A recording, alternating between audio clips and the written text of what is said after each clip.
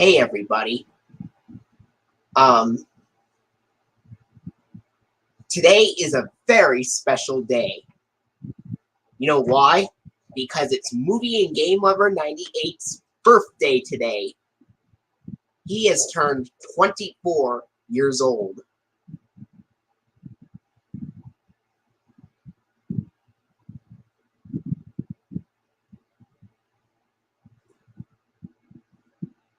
And I just sent a link to the stream in case anybody wants to come in and join.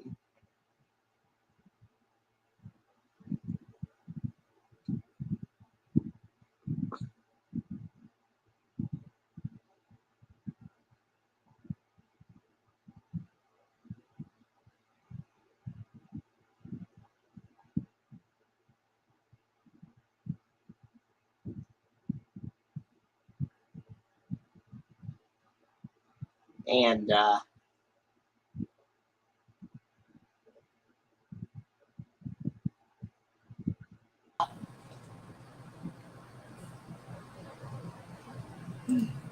oh, how are you guys doing today?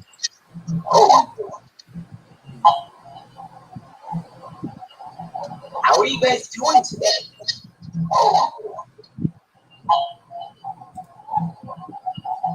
How are you guys doing today?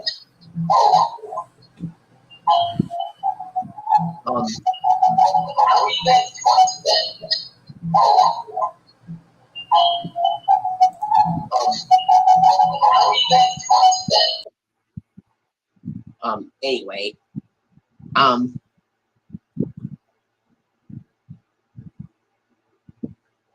so meanwhile,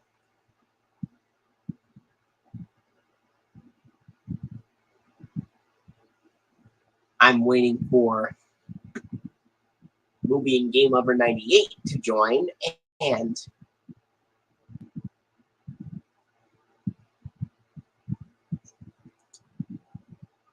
I'm just going to send him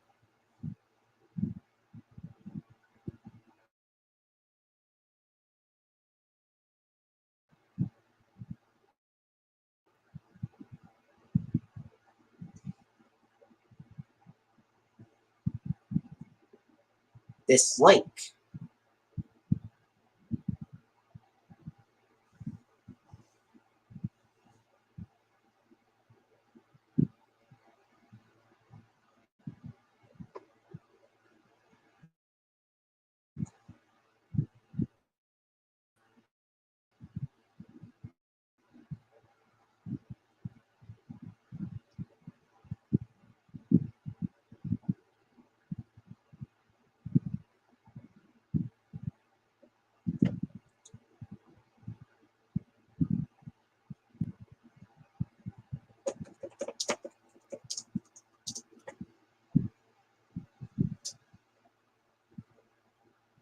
Alright, I just sent Movie and Game Lover 98 a link to the stream.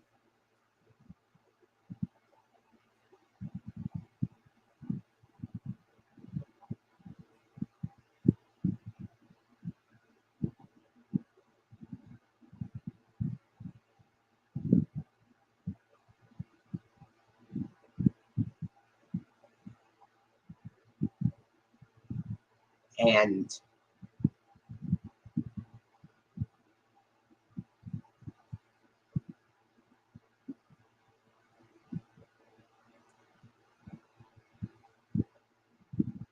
yeah,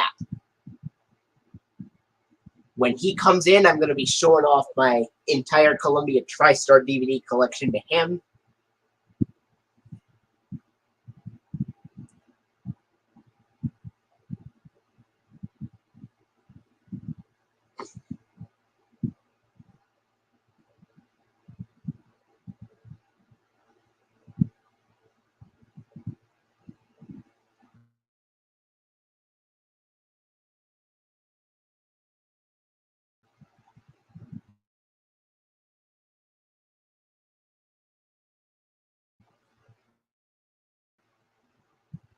And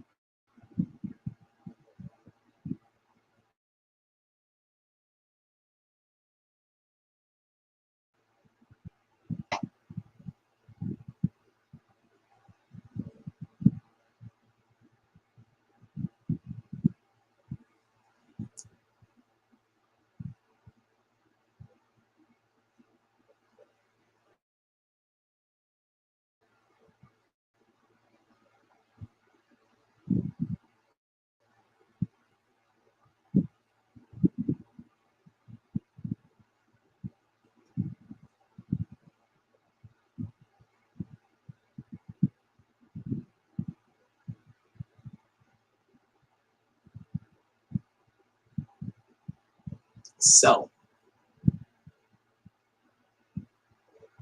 without further ado,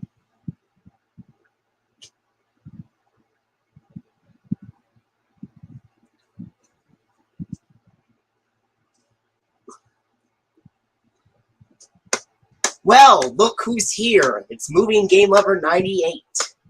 Hey, Flicklever 2000. How's it Hey. going? I'm doing great. How about you? Oh, All right. me? Great. All right, now I'm going to be showing you off my entire Columbia TriStar DVD collection. This does not only include Dragon Tales DVD releases and Thomas and the Magic Railroad, but a whole bunch of other things, like especially films in addition. Oh, that's cool. I've got tons of Here Sony we Pictures go. movies on. Here's the first one. We're going to start in ABC order. All right, here we go. First up I have here, this is the 1999 DVD release of The Adventures of Elmo and Grouchland, which of course... Oh, cool. I have that DVD. Was released on DVD December 21st of 1999. Probably about a month after it came out in theaters, if I'm not mistaken. It was actually in theaters October 1st of 1999, and then it came out December 21st, so that's a little over 2 months. Yeah, I was only 1 year old when it came out in theaters.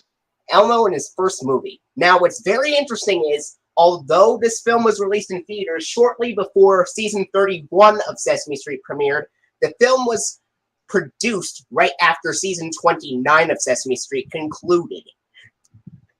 Interesting. Hence why the around the corner sets are used. Okay. And it says, join Elmo in his biggest adventure yet. Co-starring Vanessa Williams and Mandy Patinkin. And it is rated G, and it's approximately 73 minutes. And here's what the disc looks like for The Adventures of Elmo and Grouchland. Now, I'm going to tell you how this DVD would open up with. It would have, the DVD would open with the 1993 Columbia TriStar Home Video logo, which of course has the dark blue background and the dramatic synthesized piano music, of course. And then after that, we go to the DVD menu, FBI warning, red warning and attention screens, and then of course the format screen, the 1993 Columbia Pictures logo, which of course is the more common arrangement of the fanfare from 1998, and it has the Sony Pictures Entertainment Company byline in it. And then the Jim Henson Pictures logo with Kermit the Frog, and it has the crate dropping just like on Muppets from Space, except in The Adventures of Elmo and Grouchland, Animal does not say sorry. And then, of course, we go right to the film with introduction by Ernie and Bert, with Ernie played by Steve Whitmire since the original Jim Henson left in 1990.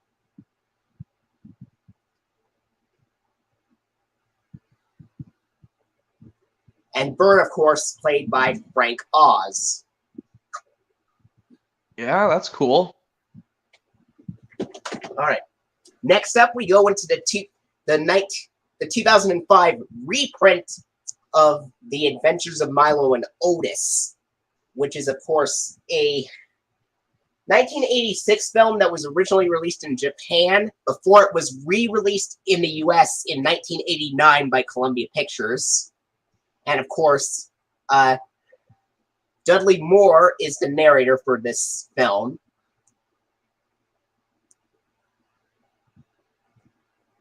The DVD was originally released back in 1999, but this is a reprint from 2005. That's what did the same thing with the movie Big Daddy, if you haven't seen that movie. And it says, a heartwarming tail-thumping story, says the Washington Post. And you could tell that this is a reprint because this has the Sony Pictures Home Entertainment logo on the back cover.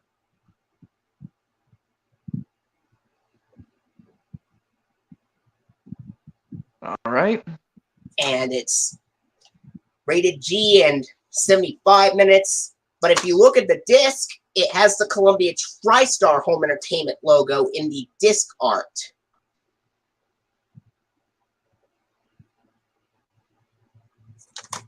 So yeah. However, at the beginning of this DVD, despite using the Sony Pictures Home Entertainment logo on the back cover and the Columbia TriStar Home Entertainment logo on the disc art, when at the beginning of the DVD itself, it actually has the 1993 Columbia TriStar Home Video logo, and then, of course, the DVD menu, FBI warning, red warning, and attention screens, and then, of course, the 1989 variant of the 1981 Columbia Pictures logo, of course, with the song "We're Going to Take a Walk Outside" today playing in the background, and then we go right to the film.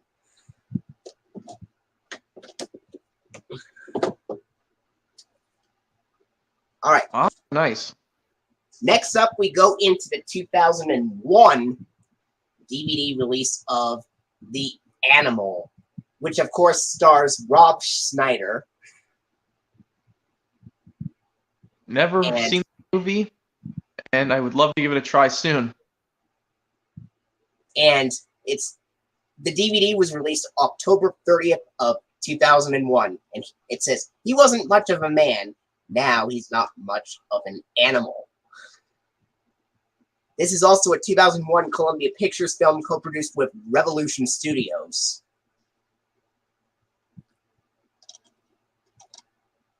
And the film is rated PG-13 for some crude and sexual humor, and it's approximately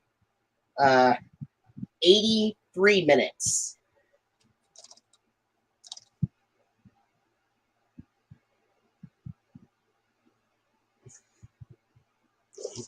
Nice. Here's the disc for The Animal.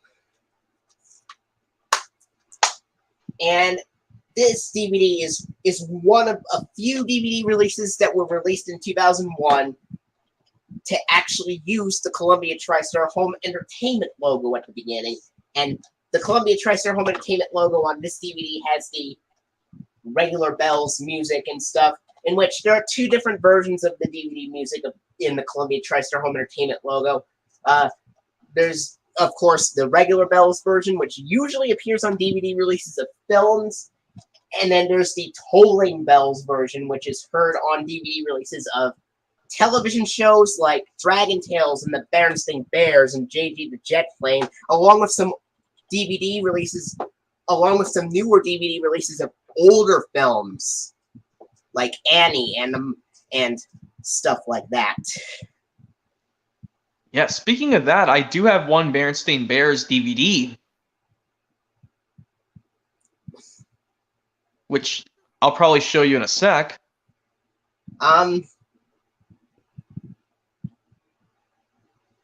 Sure. And then after that, it has the DVD menu, and then, of course, the black PG-13 rating screen, FBI warning, red warning, and attention screens. And then, of course, the 1993 Columbia Pictures logo with the more common 1998 arrangement of fanfare. But for some reason, the VHS uses the alternate fanfare, even though the DVD has the more common one. And then after the Columbia Pictures logo, we go right to the Revolution Studios logo, then the film.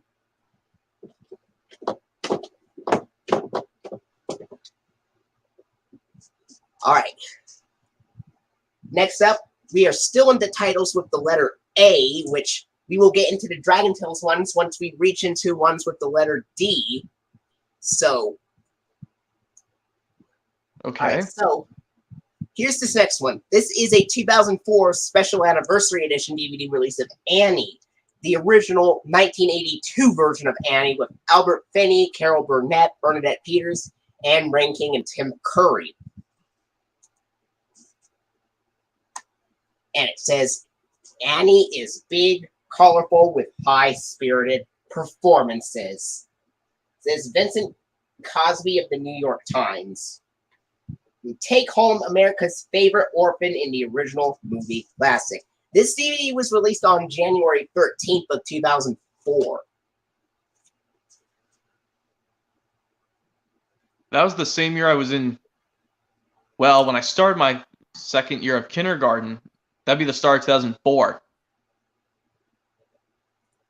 I was actually born in 2000. However, I actually was held back to preschool when I was 5, and I didn't go to kindergarten until like the middle of 2006, all the way up through 2007. Yeah, lucky me, I didn't have to do any of that. It says, the original motion picture, Annie, based on one of Broadway's most beloved musicals.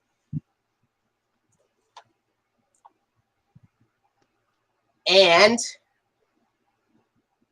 this film is rated PG, of course. Rated PG and 127 minutes. So that is 2 hours and 7 minutes total. This was one of my mom's favorite films growing up.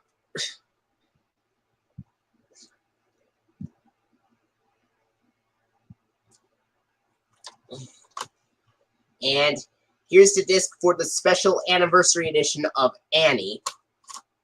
And at the beginning of this DVD, it has the 2001 Columbia TriStar Home Entertainment logo. But this time it has the Tolling Bells DVD music, since this is a much older film.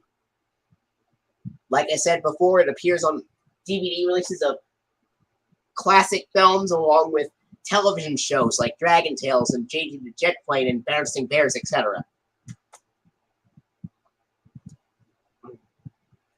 And then after that is, of course, the DVD menu, and then the blue PG rating screen, FBI warning, red warning and attention screens, the format screen. And then there's a following interview screen in different languages. And then, of course, there is the 1981 Columbia Pictures logo with the song I Love You Tomorrow playing in the background, of course, and then we go right to the film. Yeah, I've not seen Annie yet all the way through, but I really have to give that movie a try.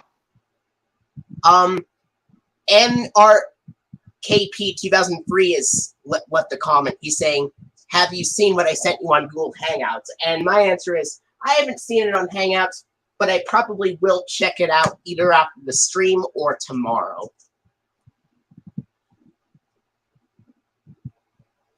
All right, so.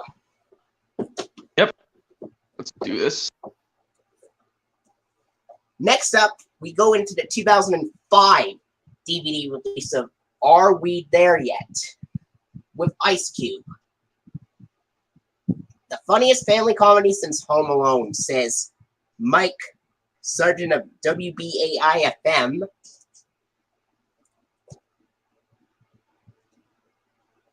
I've seen Home Alone like every Christmas. Yeah, but that film is from 20th Century Fox and not Columbia Pictures. Well, except Disney owns Fox now. Yeah, I wouldn't be surprised if Disney owned Columbia Pictures in the future. Yeah. Yeah, back to the thing you were saying. All right, a family film that's perfect for everyone, says Sean Edwards of Fox TV.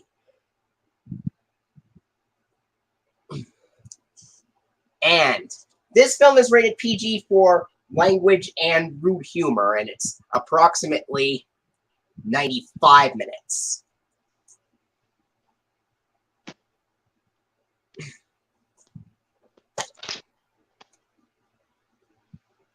And here's the disc for Are We There Yet? And at the beginning of this DVD, this would be the very first DVD to use the Sony Pictures Home Entertainment logo at the beginning. And this has the 2005 Sony Pictures Home Entertainment logo, which has the regular colors and the in-sync animation. And then after that, we go into previews for Bewitched. And I believe there's also a trailer for the special anniversary edition DVD of Matilda as well.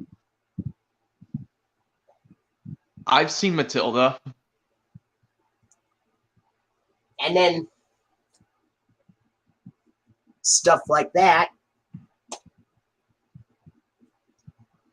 And then the DVD menu, of course, and the blue PG rating screen, then the FBI anti-piracy warning screen, and then the red warning and attention screens, Columbia Pictures logo from 1993 with the more common 1998 arrangement of the fanfare, and the Sony Pictures Entertainment Company byline. And then, of course, the Revolution Studios logo. Then we go right to the film. All right. I have 2 titles with the letter B in them, and then 2 with the letter C before we go into the Dragon Tales titles. So we will go into those Dragon Tales titles very, very soon. Yeah, and a cool surprise, I got one of the DVDs of Dragon Tales, a new edition, which I'll show you once we get to that. Which, if you want me to show you it now, or just wait till we get to the Dragon Tales ones, that's fine. We'll wait until we show the Dragon Tales releases. I wonder which one you got. I wonder if it's like a 2009 release or something, or... No, all mine have the original disc inside. Alright. Next up, we go into the 1999 DVD release of the film. What? The greatest thrill is not to kill, but to let live.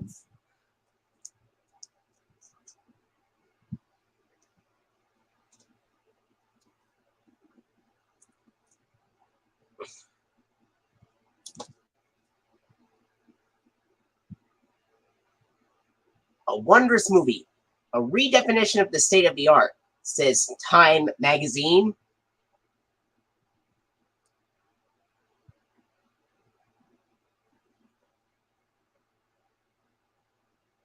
And it's rated PG and approximately 93 minutes.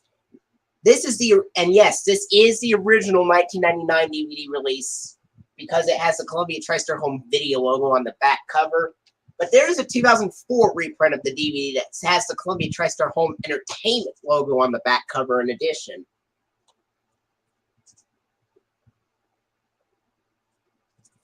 Another way you could tell if this is the original 1999 DVD release is because it's the original flipper disc in addition. Well, here's the scene index in the disc for the bear. Yeah, and that's then what most there. Of that DVD, it has the Columbia TriStar Home Video logo from 1993. DVD menu, FBI warning, red warning, and attention screens. The widescreen side goes straight to the 1984 TriStar Pictures logo, which by the way has the white stallion horse galloping into view and then jumping over the fence. And then the TriStar logo zooms out on a blue triangle on a black background, in case you're well aware. And then after that, we go right to the film.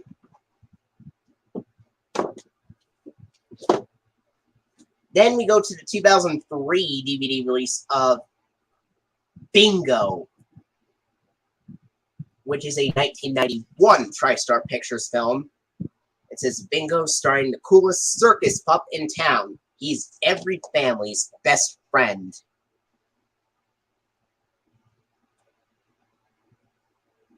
Bingo I've heard some good things about, but I've not given it a try yet. Sophisticated enough for adults, charming enough for kids, and wacky enough for everyone, says Detroit Free Press. This DVD was released August 26th of 2003. Probably a little while after I started kindergarten.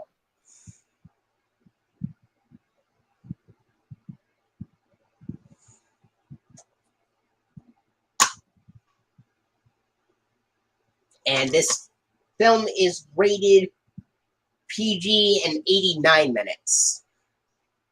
And here's the disc for Bingo.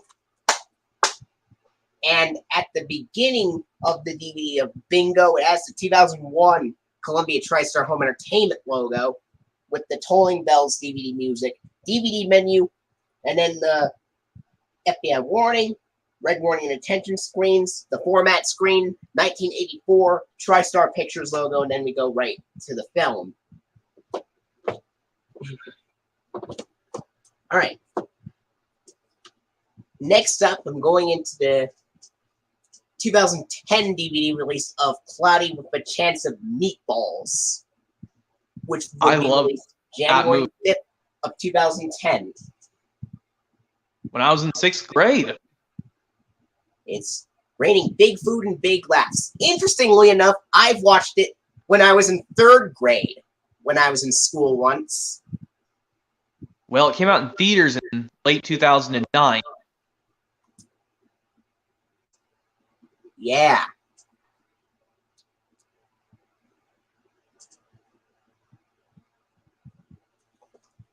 And this DVD came out January 5th, 2010.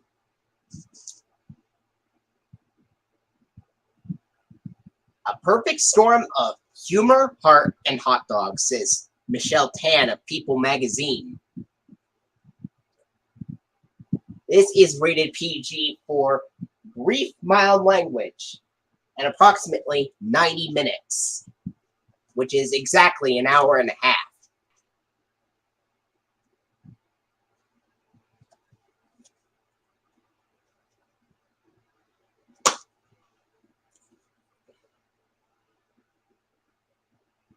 And here's the disc for Cloudy with a Chance of Meatballs. And at the beginning of this DVD, it has the 2005 Sony Pictures Home Entertainment logo with the contrasted colors and the out-of-sync animation. As a result, the music starts earlier before the logo even fades in.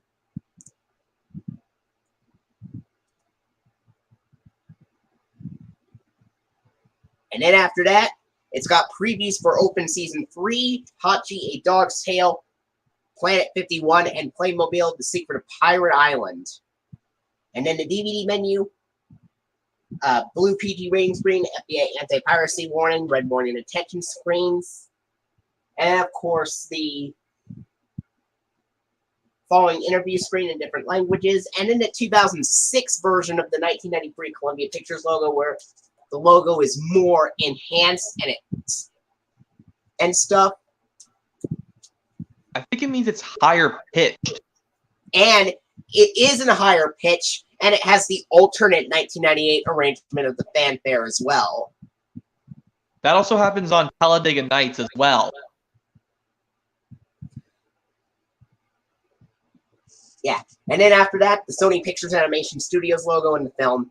And the film was rated PG for brief mild language as well. So anyway, next up we go into 2015 DVD release of Cloudy with a Chance of Meatballs, the Cloudy Collection, with Cloudy with a Chance of Meatballs 1 and 2, all on one disc.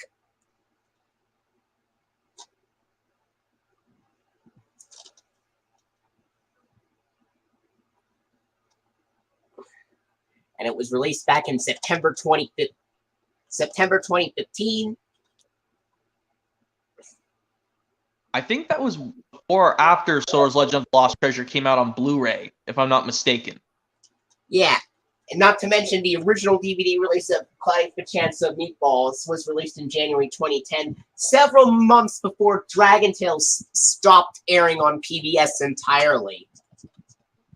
Well, that wouldn't be until September 2010 when Dragon Tales got removed off PBS Kids. Oh. And here's the disc for the Cloudy Collection. Now, the beginning of this DVD has the 2005 Sony Pictures Home Entertainment logo with the regular colors and the in-sync animation, the 2013 piracy warning screen, and in the screen that says piracy is not a victimless crime. then the red warning and attention screens, DVD menu. If you select the first film, it has the high-pitched Columbia Pictures logo, high-pitched 2006 variant of the Columbia Pictures logo, which is more enhanced, and it has the alternate 1998 arrangement of the fanfare. Well, and stuff. Well, if you click on Cloudy with a Chance of Meatballs 2, it has the normal pitch Columbia Pictures logo with the more common 1998 arrangement of the fanfare. And like the first film, the second one also has the Columbia Pictures mascot being knocked over by the banana.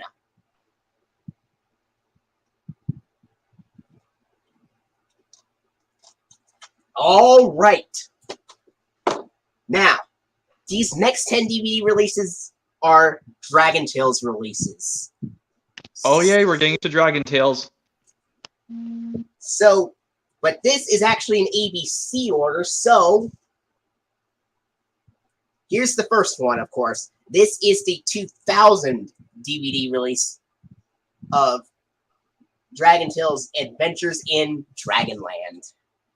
Which is what Raiders I have. of Sesame Street and Sony Pictures Family Entertainment, featuring 5 adventures: To Kingdom Come, Baby Troubles, Bad Share Day, Zack Takes a Dive, and The Forest of Darkness. Now, what are your thoughts on the episode Bad Share Day? What do I have to think of Bad Share Day? Well, the first few minutes I found alright, but when I saw Max and Emmy fighting, I got so frustrated. Like, you two, stop fighting, seriously. Well, the rest of the episode started to get better. You know, wasn't Emmy fighting in a scene as well? Yeah, they were both fighting, and then Max yells out for his mom. And mind if I do my Max impression? Mom, Emmy isn't sharing the keyboard! Well, I can't do Max's mom's impression. I'm not really good at it. All right. Well, now, wasn't Cassie literally just this impatient with Ord and Zack and Wheezy and Emmy and Max? You know, she really wanted her crayon, and yet everyone else had to use it. In fact, there's actually one scene in the episode where Wheezy draws something called a Wheezy phone, which is actually just a Dragon Tales version of a tuba. Yeah. Wheezy goes into it, and Zack freaks out and puts the headphones on. Yeah. Not to mention, in The Forest of Darkness, Ord does cry in that episode after turning invisible because he's afraid of monsters.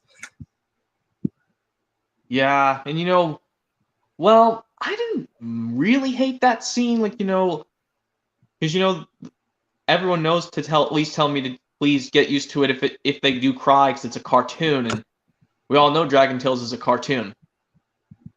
Well, you know, that kind of reminds me of, you know, how a lot of the SpongeBob characters, SpongeBob cries a lot, and Patrick cries a lot as well. Squidward does it sometimes, in addition, along with Mr. Krabs.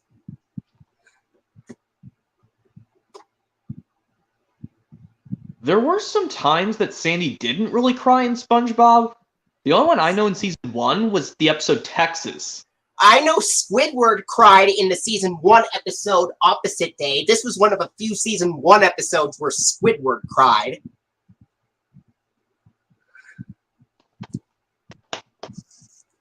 But yeah. But then, beginning in like season 3 and onwards, Squidward began to cry more frequently, especially in some episodes from seasons 3 and onward, like the season 6 episodes Giant Squidward and Suction Cup Symphony and Cephalopod Lodge and Boating Buddies. Yeah, that's what I know.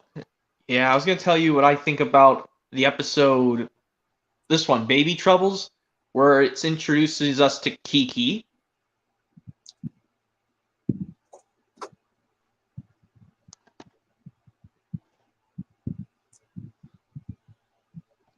Yeah. I was going to tell you my thoughts on Baby Troubles. I find it kind of cute.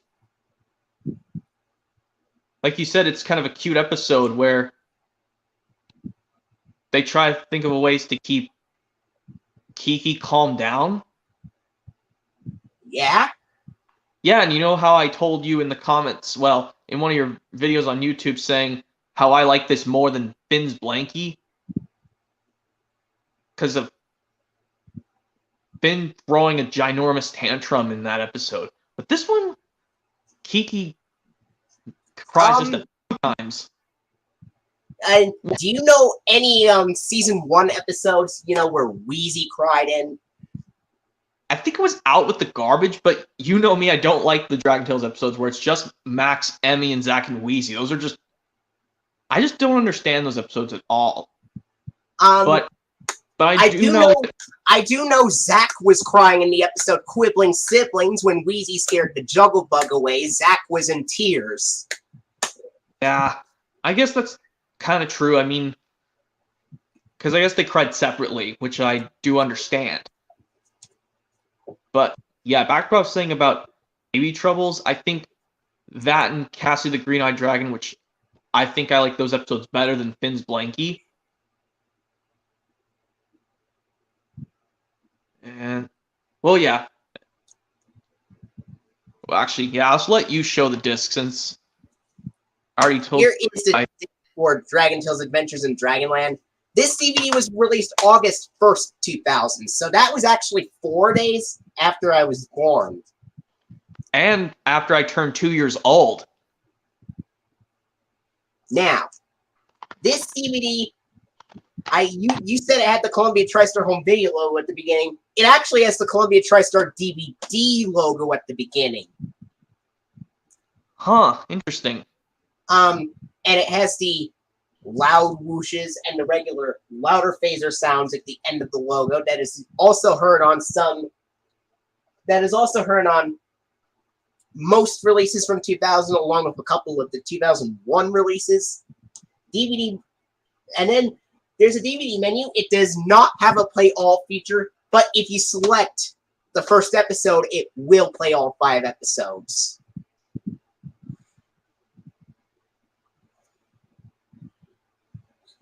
Yeah, that is true on this DVD. And then the FBI warning, red warning, and attention screens. Dragon Tales theme in the start of the episode to Kingdom Come. Now, at the end of the DVD, this is when it gets pretty interesting. It has the last few seconds of the episode, The Forest of Darkness. Then the Season 1 Dragon Tales Online bumper where Ord says, "To learn more about Dragon Tales, visit us at pbskids.org. And your impressions are really good of doing and then, of course, the end credits, which play 5 times. Now, there's an error in 4 out of the 5 credits. And that is this. It says that To Kingdom Come is episode 5B, but it's actually episode 2A. Yeah, I don't know why they didn't put the right number. Yeah, it's right number. And then this also applies for Baby Troubles, which says it's episode 33A, but it's actually episode 32B. Yeah. And then for Bad Share Day, it says that it is episode 34B, but it's actually episode 35A.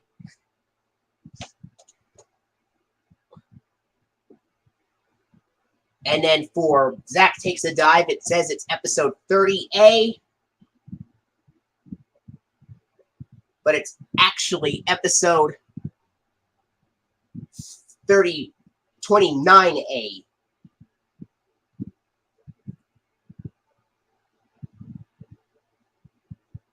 Yeah, I also did list out what the first 10 episodes of season 1 of Dragon Tales, if they were on home media or not.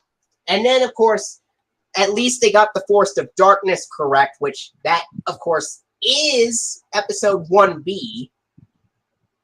Back when Dragon Tales first premiered, back on September 6th of 1999, which was Labor Day, right when the P-Pals were replaced with Dot and Dash.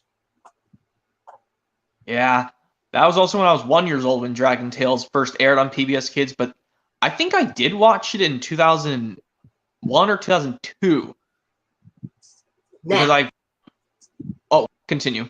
Now, after this, this is when it gets pretty interesting. Although this has the Sesame Workshop logo on the spine, the back cover, and the disc art, the DVD itself actually uses the 1997 Children's Television Workshop semicircle logo, which is, of course, the 1998 plate smart variant that is also shown on seasons 30 to 31 of Sesame Street.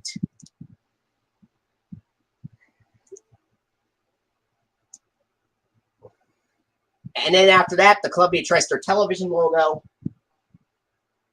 Then the Kellogg's Rice Krispies Bird's Nest ad. Kellogg's Frosted Flakes school ad. And then, of course, the Season 1 funding of Dragon Tales. And then, of course, the PBS Kids ident from 1999 with Dot the Girl running up to the screen. Yeah, I'm pretty sure all Dragon Tales DVD releases carry that over. Because I don't think they ever used the one with Dash thinking. Even though it did appear on television airings of Dragon Tales. Yeah. Along with the Dot ident. Here's what I would imagine for Season 4. Season 4, I would have Season 4 not only use the first two idents from 1999 with Dot running up to the screen or Dash thinking, but also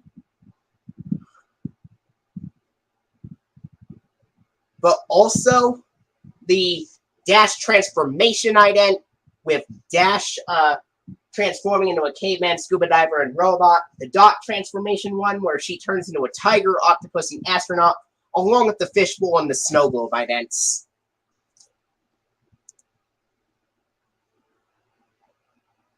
That's what I would imagine would be like if Season 4 were broadcasted.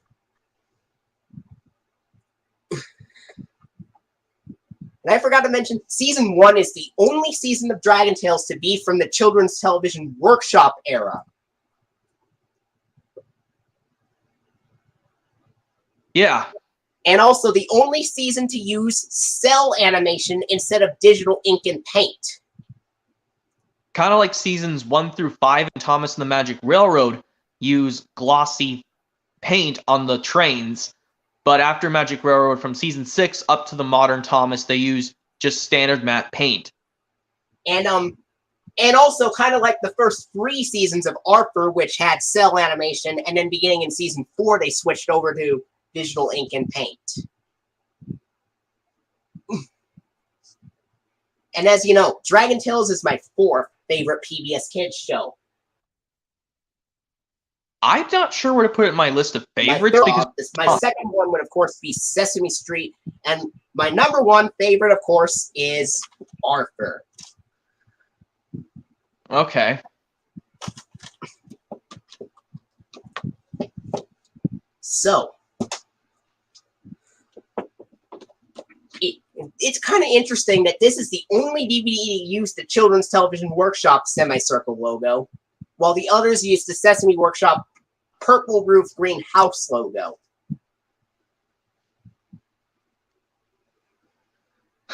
Yep. And I could tell you this right now, if they included the funding for the DVD of Sing and Dance in Dragonland, that DVD deserved to use the one with Dash thinking. Yeah, but no, for some reason they just used the Dot version. But, well, I don't think they have it on the Sing Dance in Dragonland DVD. Alright, next up is the 2004 DVD release of Dragon Tales Believe in Yourself. And that was released July 27th of 2004, which was a day before I turned 4 years old. And also, after that Thomas Home Media release, Thomas and the Jet Engine DVD came out on both VHS and DVD. Which, interestingly enough, is the only DVD and VHS release to use episodes with Michael Brandon's narration and with the classic series Thomas and Friends intro and end credits theme. Yeah, and also that DVD that you're showing came out the same day as the Wiggles Woohoo Wiggly Gremlins came out, which I And do also, have that. 1 week before my Arthur DVD releases of Arthur's First Sleepover, Arthur's New Puppy, and Arthur's School of Hard Knocks were released. Take a look. That DVD would be released a week after this one.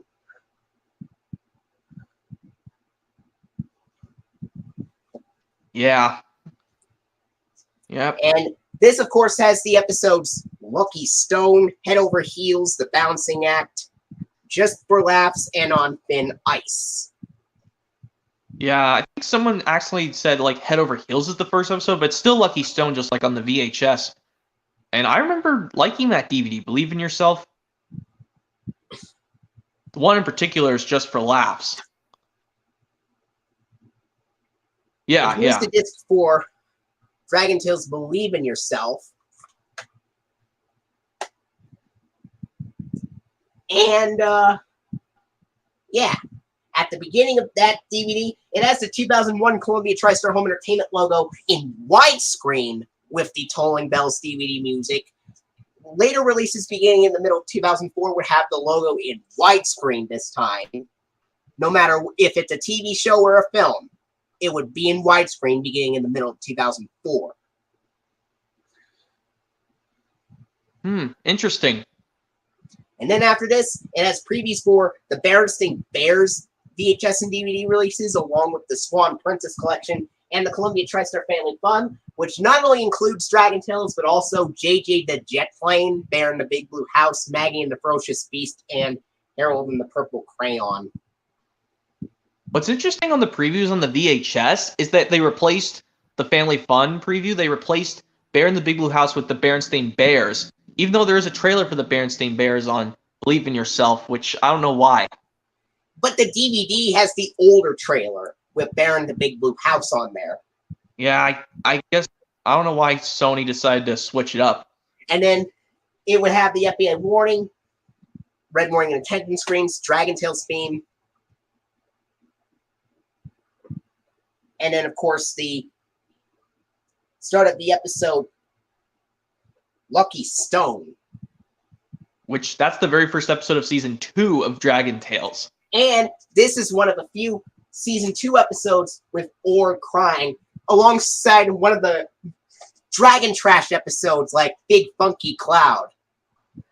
Yeah, but luckily that was not released on DVD. I would be so upset. Well, if it was on a DVD, I'd rather just skip it. But yeah, VHS. But what if it was on a VHS and you didn't have, and you had no choice but to watch the entire thing? Think of what that would happen if it was on VHS.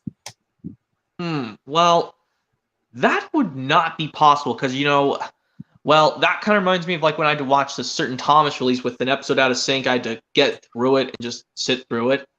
And the closing to that DVD would have the last few seconds of the episode on thin ice. And then, of course, the Dragon Tales Season 2 online bumper, where the letters are colored red this time instead of pink. And Ort says this time, to learn more about Dragon Tales, visit PBS Kids at pbskids.org. And then, of course, the end credits, and then, which play 5 times. Then it has the 2000 Sesame Workshop logo with the purple roof and greenhouse, and it says www.sesameworkshop.org at the bottom on this DVD. And then the 2002 Sony Pictures Television logo is shown, and with the correct audio in it. There is a DVD of Dragon Tales Whenever I'm Afraid that also uses it, but incorrectly uses the Columbia TriStar Television logo's audio. Yeah, I don't have Whenever I'm Afraid on DVD yet, but I might consider finding it maybe, because, that one they mixed up the episode order completely if you don't have that DVD yet, which I'm going to probably get it one of these days. And then after that, the Kellogg's Frosted Flakes, the Kellogg's Fruit Loops Jungle advertisement, and then the Frosted Flakes Beach advertisement, and then the Season 2 funding of Dragon Tales, which is basically the same Ready to Learn funding plug that was introduced on Clifford the Big Red Dog back in September 2000, except it has a different voiceover, and it says, "This program is funded in part by a Ready to Learn grant. from the U.S. Department of Education through the Corporation for Public Broadcasting. And then after that, it cuts directly to the PBS Kids ident with Dot, the girl, running up to the screen. Then the DVD menu.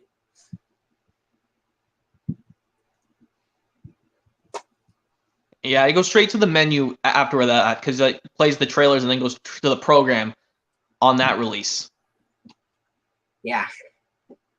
Oh boy. Oh boy. Now we get into a DVD that has one of Movie and Game Lover 98's worst episodes of season 1. Yeah, you're talking about my least favorite. This is the DVD of Don't Give Up. This would be released on at the very beginning of 2002 and in January 2nd, 2002, which was right after New Year's Day, believe it or not. Wow. I came out after the Super Smash Bros. Melee game came out. The spine this time as a character profile picture of Emmy, unlike Believe in Yourself, which had Ord, and Adventures in Dragonland, which had Zack and Wheezy. And this has the episodes Pigment of Your Imagination, Backwards to Forwards, Sandcastle Hassle, Tails You Lose, and Bully for You. Oh, you know something funny about Pigment of Your Imagination? That's another one where Max and Emmy fight and argue. But what about when Ord sneezes hysterically, like, I'm allergic to Dandelion! Oh my god, that's funny. That's even funnier than despite from parts with Max and Emmy. Well, the part with Max and Emmy arguing and they break the map. Yeah. And back to forwards is actually really funny. It kind of reminds me of that Family Guy episode where they spell the titles episode backwards because you know that where time goes backwards. You know, that episode kind of reminds me of the SpongeBob episode, the SpongeBob episode Truth or Square, where they get stuck in a freezer on the 77th anniversary. That Dragon Tales episode, Backwards to Forwards, kind of reminds me of the SpongeBob episode where they get stuck in the freezer for the 77th anniversary, also known as Truth or Square. And not to mention Squidward cries, "We'll never get out of here!" Oh, man, I feel sorry for Squidward. I mean, I watched Truth or Square many years ago, and I found it all right. It's an all right TV special. Well, we do know Squidward cries in a couple of scenes. Plankton cries in a couple of scenes. Mr. Krabs does it the most in that episode. Patrick cries in one scene. Yeah, and at times, well, Sandy only appeared in one scene in that one. Yeah. About the other ones, what was it? Well, let's talk about Sandcastle Hassle. Can I tell you, that's actually a really good episode, in my opinion. Don't Zack and Wheezy burst into tears when the sandcastle gets knocked down and like, they'll never come back? No, when Wheezy says, we blew it, she just blows through a pretend tissue or something. But, yeah, Tails You Lose, I find it okay. I mean, I know Emmy was probably not being a good sport in that episode. Because man, I know she has to know.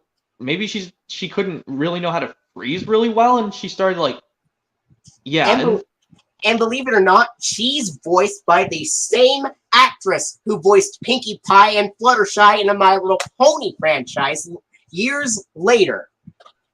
Okay, I was gonna say, don't get me started. I think it was don't think it was the one who voiced the little girl Jenny in Oliver and Company, because it was a different actress. She was voiced by Andrea Libman, who does the voice of Pinkie Pie and Fluttershy. Emmy. Okay, in Oliver and Company, Jenny was voiced by Natalie Gregory. Well, anyway, yeah, about the last episode, Bully for You. Oh my god, I had to skip it. Cassie was a big crybaby in that episode. God, like I mentioned, it's about the Shine Time Station episode, Bully for Mr. Conductor. You have to stand up to a bully. You've had enough. Yeah, you can't just do a crying. Wait, mind if I do the crying impression of Cassie? I could do. Spike took my basket of sugar plums. That's what she sounded like. Or what if Emmy said, "Well, tell him to give it back"? I can't. He's too mean. That's what she was like. That's what Cassie was like.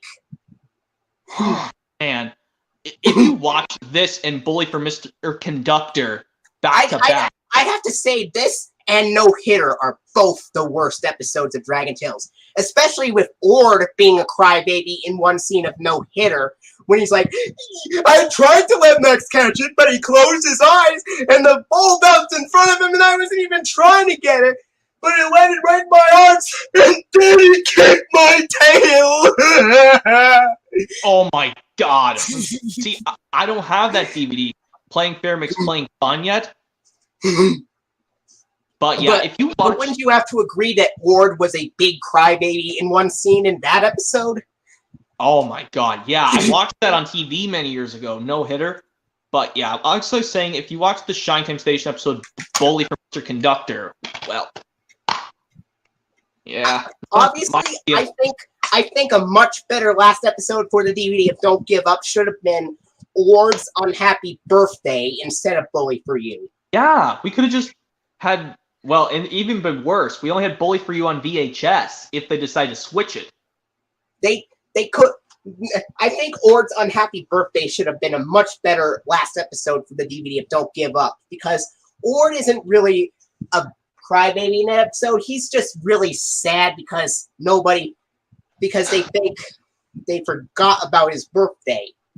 Well, in reality, they were just trying to keep it a surprise for him, because I'm not even going to say this, because I watched the Blue's Clues episode, Joe's Surprise Party. Well, if you don't like Blue's Clues, I respect your opinion. Well, the only Nickelodeon show I do like is SpongeBob, but everything else, probably not. Oh, okay, because I still like Blue's Clues, but yeah, if you don't want to talk about Blue's Clues, that's okay. But I see you started you didn't really like watching Dora that much anymore. No. I mean, I found it okay as a kid, but now looking back at it, it's just not my style of Nick Jr. thing anymore. That's why I always watch Blue's Clues. And at the beginning of this DVD of Dragon Tales Don't Give Up, this is the very first Dragon Tales DVD to use the Columbia TriStar Home Entertainment logo on the screen, and it has the Tolling Bells DVD music. Mm-hmm. And in the DVD menu, this is the first one to use a Play All feature, unlike the first two, which did not. Yeah. That's what I know. Red warning and attention screens. Dragon Tales theme, and the start of the episode, Pigment of Your Imagination. And the closing to this DVD would have the last few seconds of the episode, Bully for You. Then the online bumper for Dragon Tales from Season 1 is used on this DVD, just like on Adventures in Dragonland. And also on Easy as 1, 2, 3. Yeah. But ironically enough, it used the Season 2 funding plug, even though it used the Season 1 website bumper for Easy as 1, 2, 3, that is. Yeah. And then, of course, the end credits, which play 5 times. And then after this, you could see the credits still read Children's Television Workshop, but then after the words fade out, it cuts directly to the Sesame Workshop, purple roof and green house logo. That does not say sesameworkshop.org on the DVD, and it plasters the Children's Television Workshop logo because it's a later release. Yeah, that's what I noticed too when I tried out this DVD. But yeah. But apparently, reruns of Dragon Tales of Season 1 episodes of Dragon Tales from Season 1 back in beginning in 2001 used the green roof and blue house Sesame Workshop logo.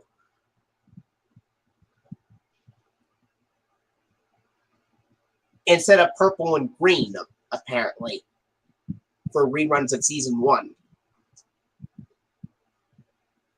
Apparently, there have been a couple of VHS releases of Dragon Tales from 2001 that still used the Children's Television Workshop logo. And that, of course, would be the VHS releases of Keep On Trying and Let's Play Together.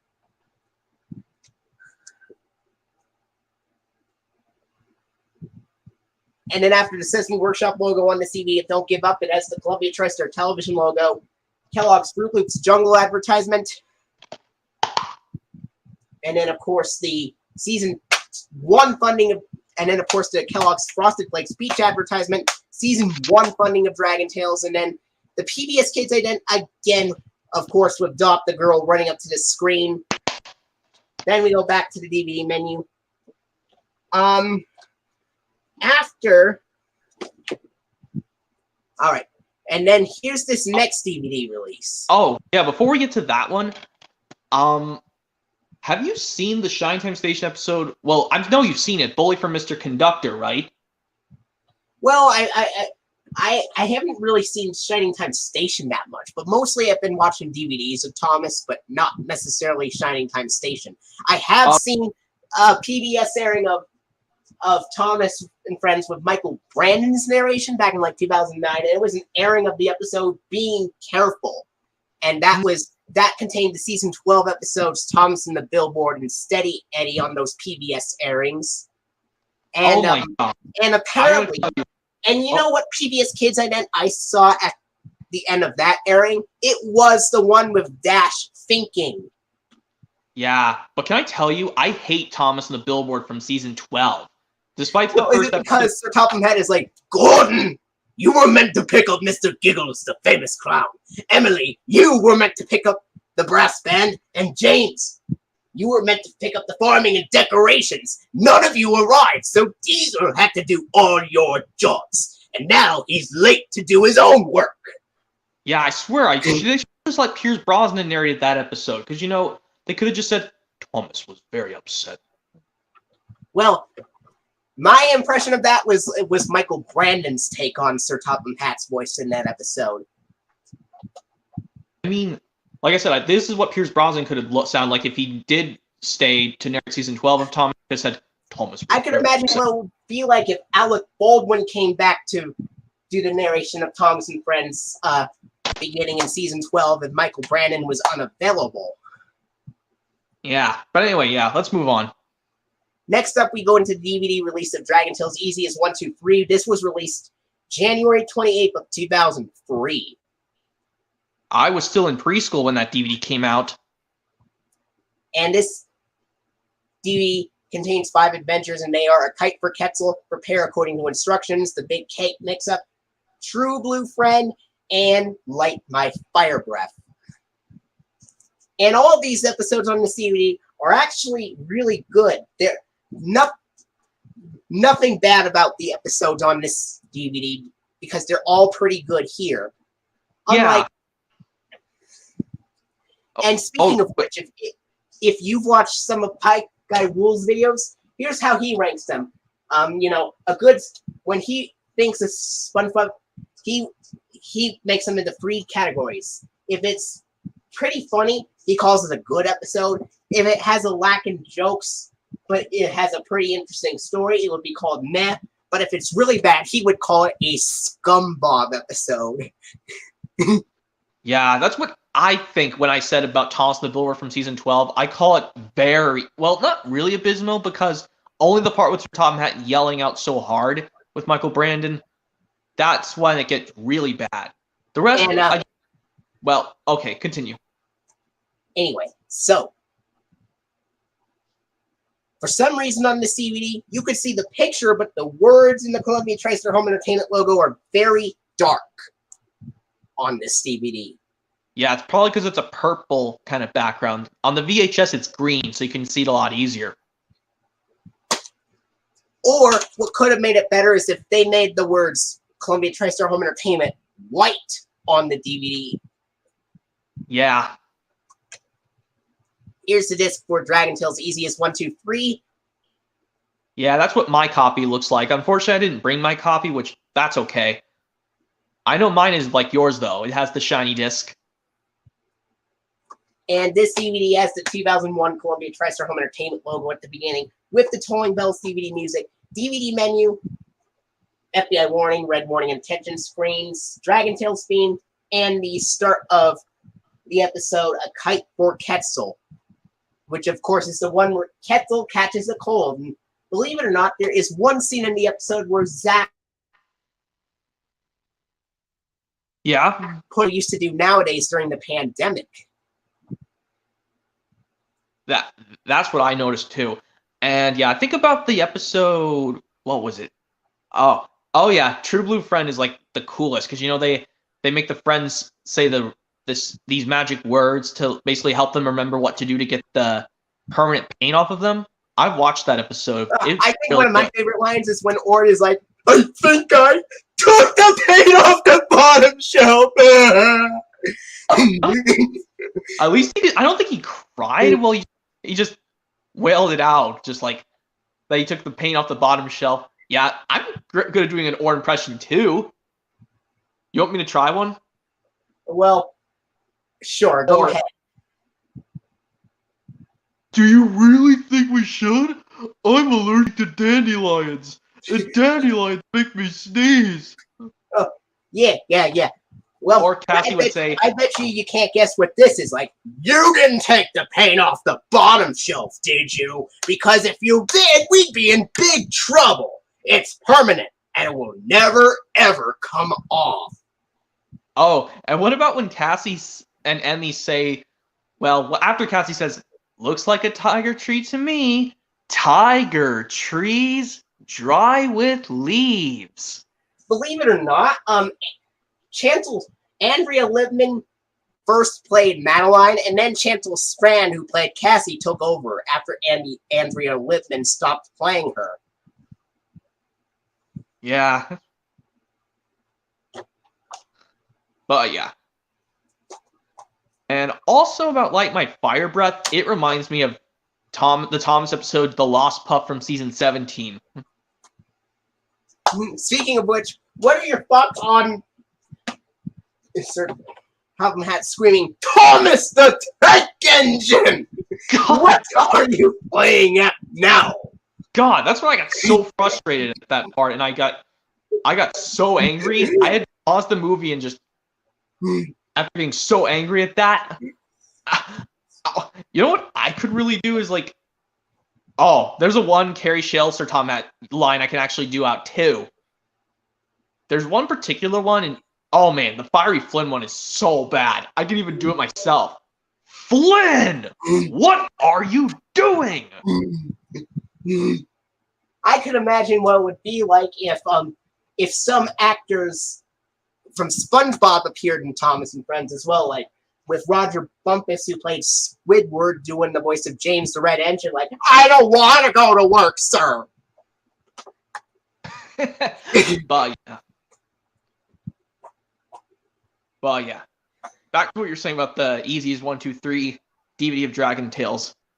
Now, at the beginning of, and then at the end of the DVD. Yeah. All right. Here you go, MRKP 2003, just for you. It says, oh. Morty Gay, get over here right now. That was what MRKP 2003 requested me to do a dialogue for, but anyway, the closing to the DVD of Dragon Tales Easy is 1, 2, 3. It has the last few seconds of the episode, Light My Fire Breath. Then it has the season 1 website bumper, and then the end credits. Sesame Workshop Purple Roof Green House logo, where it says www.sesameworkshop.org. Then the Columbia TriStar television logo, and then of course the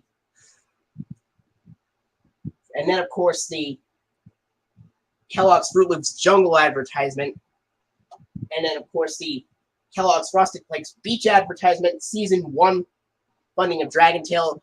And it actually, after the Frosted Flakes advertisement, despite using the season 1 website bumper, it has the season 2 funding for Dragon Tales. And then the PBS Kids ident with Dot the Girl running up to the screen, and the DVD menu.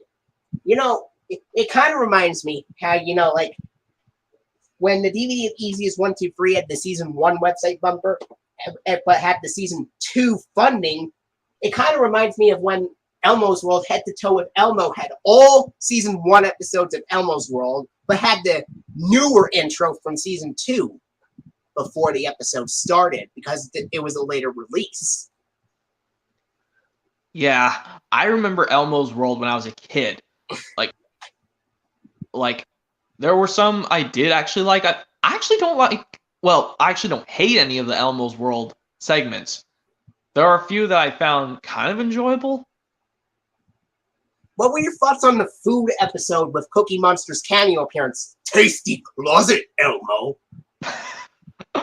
I feel bad for them because they could try to make a way to make Cookie Monster help make a cookie for Cookie Monster that's not full of chocolate, because that's what he's made for lots of his cookies, but like make like a cookie that's veggie flavor or fruit flavor, because he just eats sugar kind of cookies. That's what Cookie Monster is all about. Yeah, but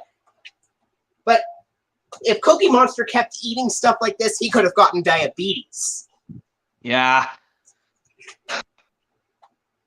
But he's just a cartoon character. Or Yeah. a Muppet character.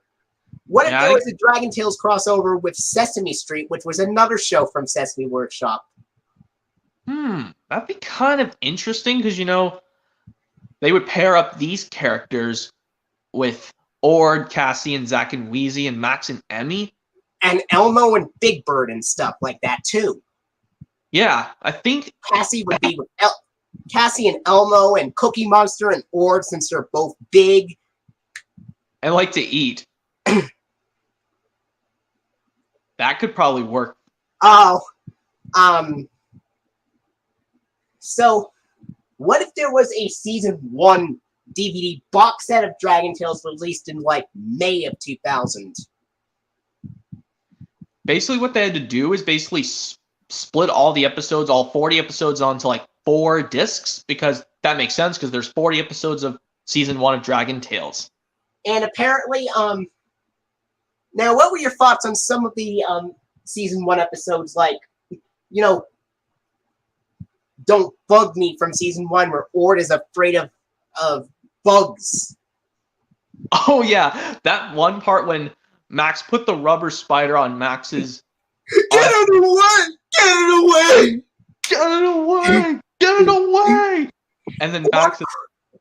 And then after Max said, "It's just a rubber spider, silly," Ord then went to his cave crying because Max hurt his feelings. Well, that wasn't a really big cry. It was just a sniffle.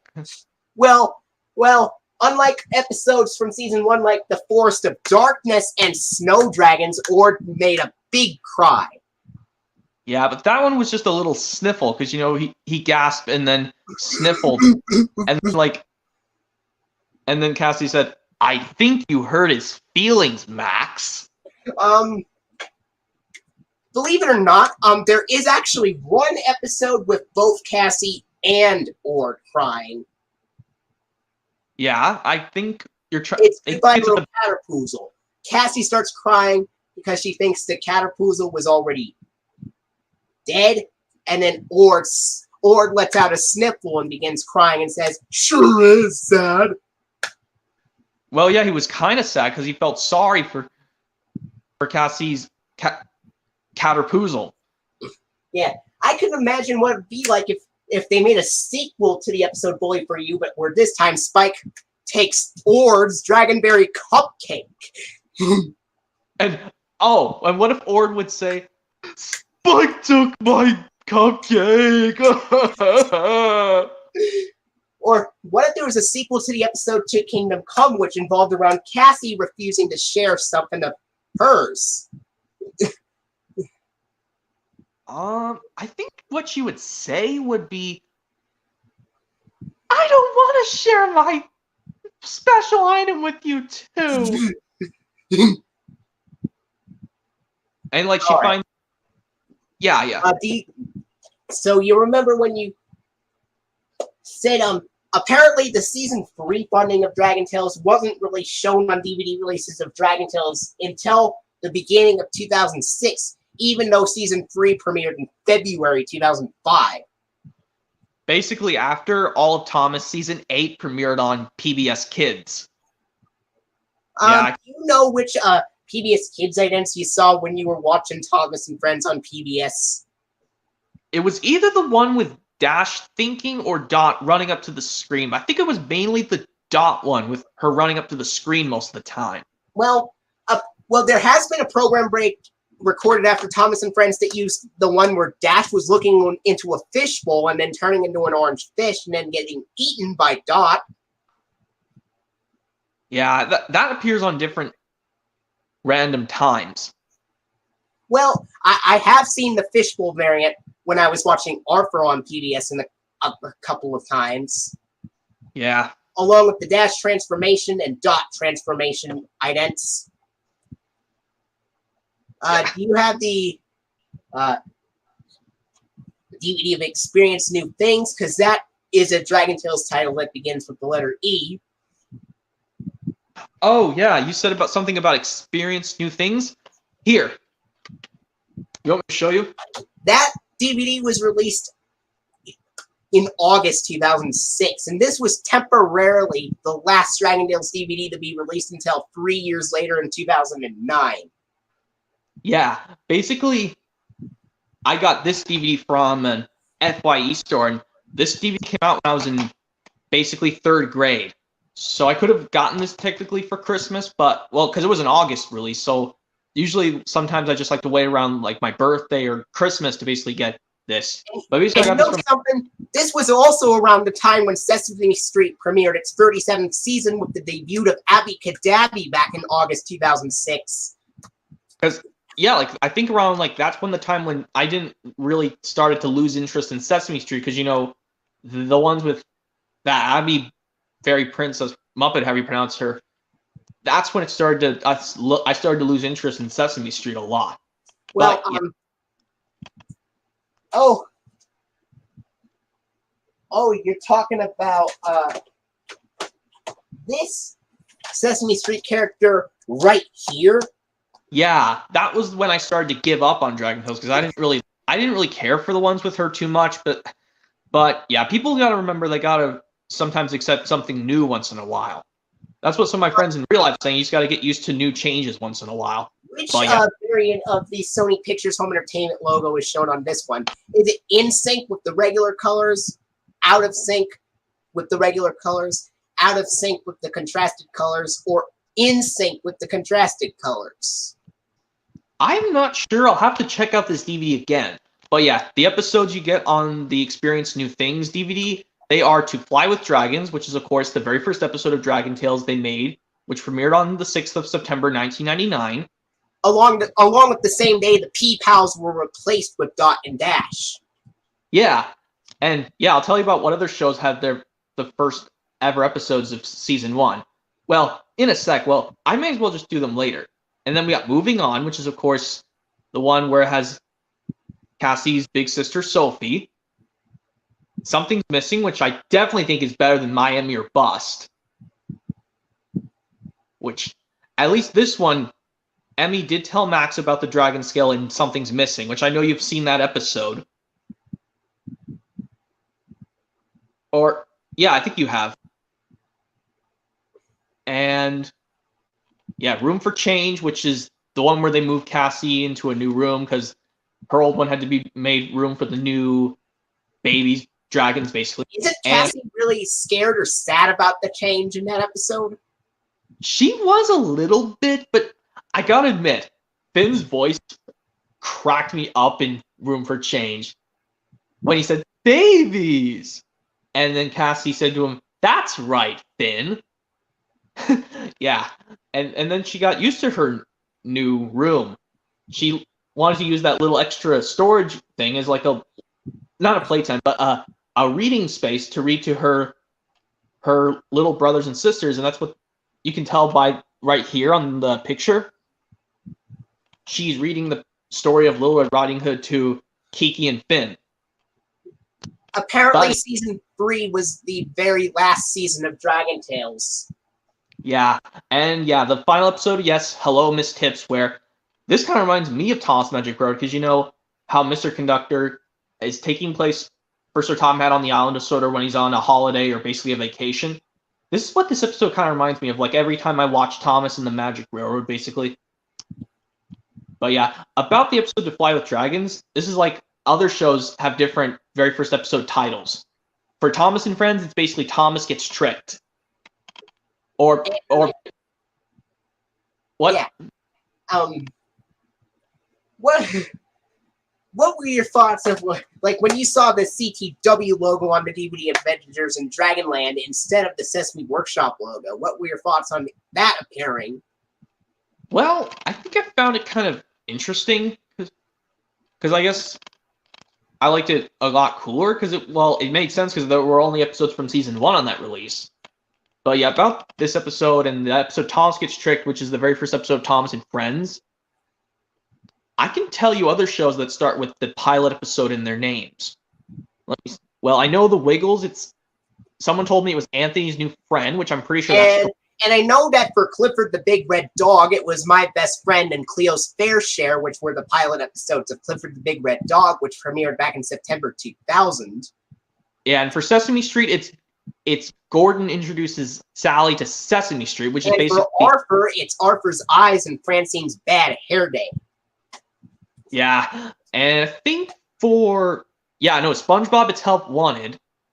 And that, of course, has the episode, Mr. Krabs and Squidward were crying, and they were like, "Goodbye, Mr. Squidward! Oh, Mr. Krabs!" Yeah, and of course, the other shows, the only one I can remember is this Teen Nick show, iCarly. It's basically iPilot, because they put the abbreviation of the lowercase I with the name of whatever episode it's called. So yeah, iCarly, it's iPilot, and Blue's Clues, Snack Time. And Kip the Dog, the Visitor. And also, this DVD is another DVD to use the season 3 funding, just like on the DVD of Let's Be Brave that I have. Yeah, I think this one should have used this. Well, it does make sense for this to use the season 3 funding because it has 2 episodes from season 3, as you can tell right here. But apparently, the DVD of Playing Fair Makes Playing Fun used 1 episode from season 3, but it had the season 2 funding on here for some reason, even though the DVD was released in 2005. Yeah, I found that kind of interesting. And well, it kind of makes sense since there were more season 2 episodes than those of other seasons. Yeah, I think this one makes this and Say Hola to Enrique, which I think we're going to get to much later. Well, if you have that release, but if you don't have it, I can show it when we get to it eventually. Well, MRKP 2003, one of my favorite Elmo's World specials would have to be the Happy Holidays one, where Elmo tries to think of something to give to his goldfish, Dorothy. And yeah, not to be confused with Dorothy the dinosaur from the Wiggles. Well, yeah. And, yeah. Now we're going to move on to this DVD of Dragon Tales. It's, wow. Yours is the original disc. It even includes the original 2006 Sony Pictures Family Fun trailer on here. Yeah, basically, this one has the Berenstain Bears and the Family Fun trailer. Because this was released around the time, I think, when Bear in the Big Blue House was actually already owned by Disney at the time. Yeah, and this also comes with an insert, which that's the DVD you showed me already. Yeah, there's Say Hola to Enrique. If you don't have this DVD, that DVD, Say Hola to Enrique, that's okay. When we get to it, I'll show you it. Yeah. To be honest, I kind of like, I like the first season better than the other 2 seasons, especially since it has the old-fashioned cell animation like this DVD that also has all 5 episodes of season 1, just like Adventures in Dragonland. Yeah, this is what... Yeah, we got It's Cool to Be Me, which you were... This DVD was released April 2nd of 2002. That was when I was in preschool. Earlier this year, on April 2nd, I did a happy 20th anniversary to this DVD and that one in addition. Yeah, basically... But both those were released on the same day in April 2002. And that was after Thomas released Best of James came out on VHS and DVD. Interestingly, the spine has a picture of Eunice the Unicorn rather than a main Dragon Tales character. Yeah, it's from one of these episodes we'll explain about in a minute. Yeah, there are the episodes right there on It's Cool to Be Me, which they contain Not Separated at Birth, The Greatest Show in Dragonland, Tall Tale. Oh man, I cannot stand that episode. I find it. Why can't you stand it? Is there something you don't like about it? Is it like the Dragon Trash episode for you, or is it kind of meh? I find it meh because, like I said, I don't like the episodes with just Max, Emmy, Zach, and Wheezy. They're kind of weird. And then for the ones with just Cassie absent, I cannot understand it all because it just makes me think about me and my family. Just my mom's missing. Like that's what that reminds me of whenever I have to get through that episode, and just meh. And then Dragon Sales and Staying Within the Lines are the 2 bonus episodes. Well, interestingly, in that last episode, Cassie shrinks and or turns invisible because they both were scared by that giant. Well, even though we did see him on the Sandcastle Hassle episode on the Don't Give Up DVD, well, this technically Staying Within the Lines is his first appearance, but I think Sandcastle Hassle was his last appearance, if I'm not mistaken. That giant can also be shown on some of the songs on the DVD of Adventures in Dragonland, even though that episode doesn't have any episodes with him. Yeah, and yeah, I noticed yours has a guy, but mine unfortunately doesn't. That's sad. And this has a picture of Emmy and Cassie on the disc, which is a complete reverse to Yes We Can, which had Max and Ord on the disc. Yeah, basically that picture of them, Emmy and Cassie, riding each other, it kind of reminds me of that picture, the thumbnail on Defunct Land or Defunct TV, The History of Dragon Tales, if you watch that video. I've seen it. I've even seen the CTW semicircle logo at one point in the video as well. Yeah. But yeah, I think about Dragon Sales, I think it's a cool episode. Wasn't Ord crying in one scene? He was like, "I've ruined everything! I'm too big to fit in my own boat! Why do I have to be so big?" well, I noticed his voice was kind of sounding kind of teenage. I guess it's due to Ty Olson's voiceover making him sound like a teen. Ty Olson was actually 25 when he voiced Ord. Jason Mikas was 27 when he did the voice of Zack. Well, that is true. I mean, well, anyway, yeah. About the openings of this DVD, I know it has the whatever Columbia TriStar, whatever it was. It has the Columbia TriStar Home Entertainment logo with the Tolling Bells DVD music at the beginning. Yeah, okay. And then, of course, DVD menu, FBI warning, red warning, intention screens, Dragon Tales theme, and the start of the episode not separated at birth. I think this was another. It was an okay episode. It wasn't as bad as Bully for You and No Hitter, that's for sure. Well, but they were arguing at the beginning of the episode, and they wished they weren't stuck together, and stuff like that. Yeah, I remember watching this episode on this DVD, and I was like, they found a way to split up each other. They used some magic crystals and say, like, this is how it goes, the magic words to basically... Alakazoo split in two, and Alakazoo stick like glue. Yeah, it was hard for them to make, like, their playground area when both of them are separate. So they basically help each other out. Believe it or not, Dragon Tales was one of the 4 shows that aired in the PBS Kids preschool block back in 2006, along with Clifford the Big Red Dog, Curious George, and It's a Big, Big World. I have not watched Curious George in a long time. I'll have to probably give it another try.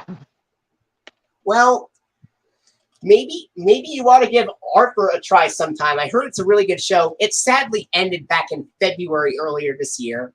Yeah, I like the earlier Arthur episodes. The later ones tend to get really bad. I kind of like the first 8 seasons of Arthur the most. Basically seasons 1 through 8, but then 9 to basically over seasons 10 and beyond, it just gets worse. Yeah. So, well, I like to say I like all the seasons of Dragon Tales, despite their flaws. Oh yeah, about how this DVD closes, I know it has the last few seconds of Staying Within the Lines. Yeah, and then it has the season 2 online bumper for Dragon Tales, the end credits, and they play 5 times on every single Dragon Tales DVD release.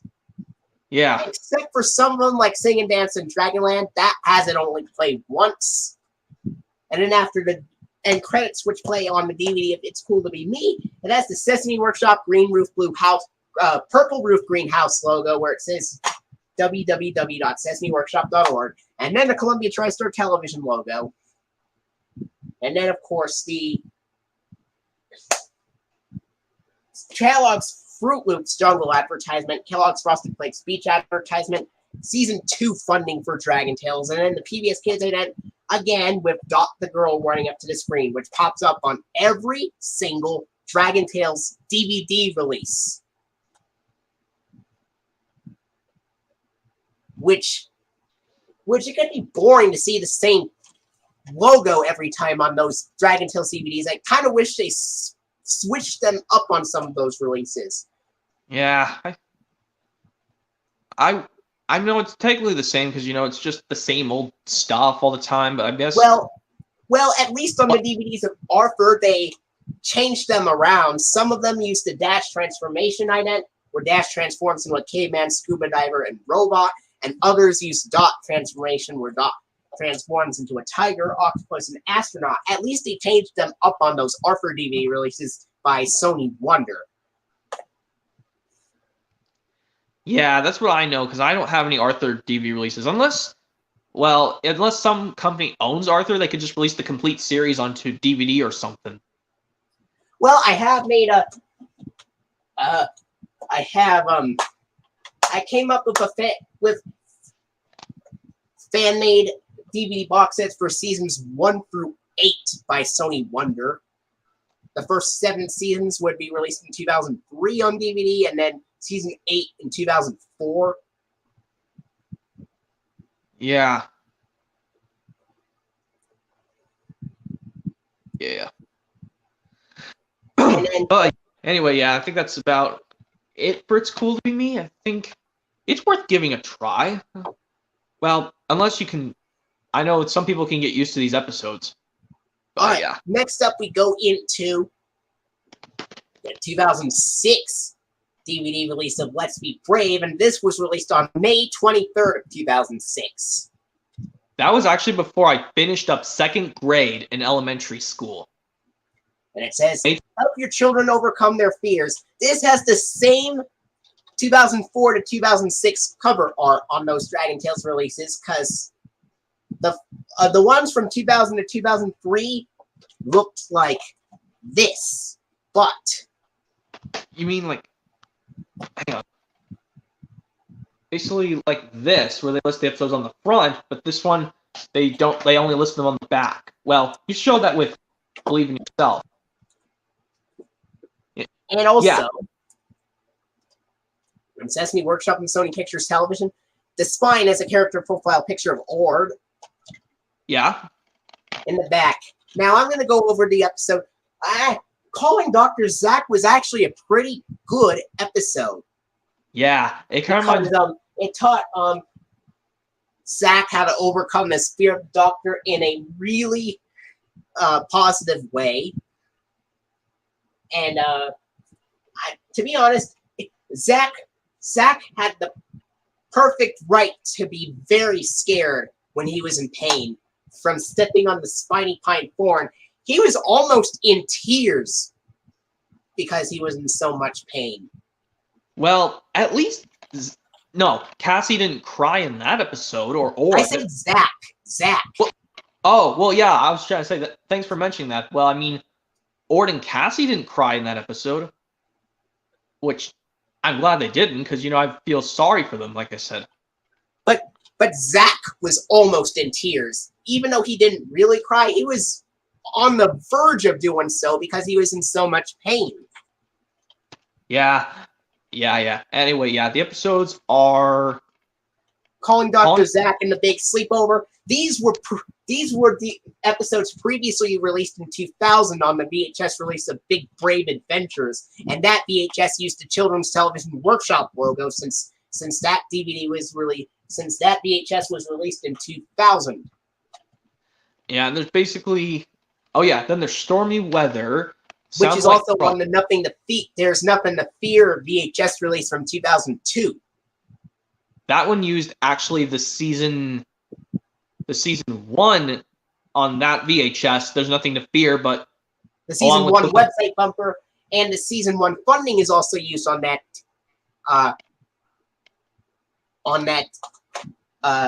VHS as well. Big Brave Adventures also uses the season 1 website bumper and the season 1 funding, but Big Brave Adventures uses the CTW logo, the Children's Television Workshop semicircle logo, while There's Nothing to Fear had the Sesame Workshop logo since it's a later release. Yeah, and also I'm pretty sure this is the first time we got Sounds Like Trouble on DVD. If I'm not... Well, they all face their fears, but Ord is the one that faces his fear the most in that episode, out of all the other characters. Basically, they just have to go into this cave that's where they find... Oh, and what were your thoughts on Zach's line saying, "It's really dark in here"? That is kind of funny, if you ask me. I watched this episode a long time ago. I can imagine what it would be like if there was one Dragon Tales episode where both Ord and Zach were afraid of going into the stage, and they both get stage fright. Yeah, that's what I noticed. And yeah, and of course, the last episode is musical scales. And in this one, Zach and Wheezy are pretty sad in that episode because they were really looking forward to doing a musical for putting on a show for Princess Cadoodle, but their scales kept falling apart. That's why they were very sad in that episode. Yeah, at least, yeah, that's another one they didn't try to cry in because thank goodness, because, you know, yeah, and every time they try to play, I'd rather not sing it up, but they try to play El Cookie the Frog, and all those don't go as planned. Like, you know, first, like, when they try to paint over their missing scales. Like, well, that's the first time, like, they started to get itchy, and they just dance all, they just go all crazy. When they... Now, out of which version of the show would you prefer? Would you prefer the cell animation from season 1 or the digital animation used in seasons 2 and 3? I do gotta admit, I do like the cleaner paint animation seasons 2 and 3, because those ones that I can easily see which character is who, because season 1 kind of looks like... Season 1 it looks a bit darker than the others. But season 2, I'm glad they brightened up so I can see who is who. Because, you know... Now I can imagine what it would be like if there was a special that aired between season 1 and season 2 that was the last one to use cell animation, but the first one to use the Sesame Workshop logo. Well, they did make a special, which is actually going to be in the next one I show you next. Well, yeah, after we finish the DVD, of course, talking about what's on the DVD. So at the beginning of the DVD, it has absolutely no previews. None. Just the Sony Pictures Home Entertainment logo that is out of sync with the contrasted colors. Then the FBI anti-piracy warning, red warning, and attention screens, Dragon Tales theme in the start of the episode, calling Dr. Zack. Yep. And the closing would have the last few seconds of the musical scales. Then the season 3 online bumper, which is basically the same as the season 2 one, except with Wheezy's voiceover. Basically, I think she goes, to learn more about Dragon Tales, visit PBS Kids at pbskids.org. What if in season 4, Zach said, to learn more about Dragon Tales, visit PBS Kids at pbskids.org. That would be a very loud shout for him. If they made a 4th season of Dragon Tales, which they never did. But yeah, after the... What if Chuck E. Cheese's sponsored Dragon Tales beginning in season 4, in addition to Kellogg's? That would actually be cool, because, you know, they could do lots of things with Dragon Tales. But yeah, I think about the episodes. I think my favorite would have to be the Big Sleepover, because I love how Cassie spends half of her sleepover at her friend's cave, but then she goes home towards the end. After the season 3 online bumper, it has the end credits, which play 5 times, and then the Sesame Workshop, purple roof, green house logo, and then the Sony Pictures television logo, just like on the DVD of Believe in Yourself, since this is from 2006. And then it's got the Kellogg Company advertisement with the announcer saying the Kellogg Company is proud to support Dragon Tales and PBS Kids. And yeah, I think it does the same old Fruit Loops Jungle thing. Yeah.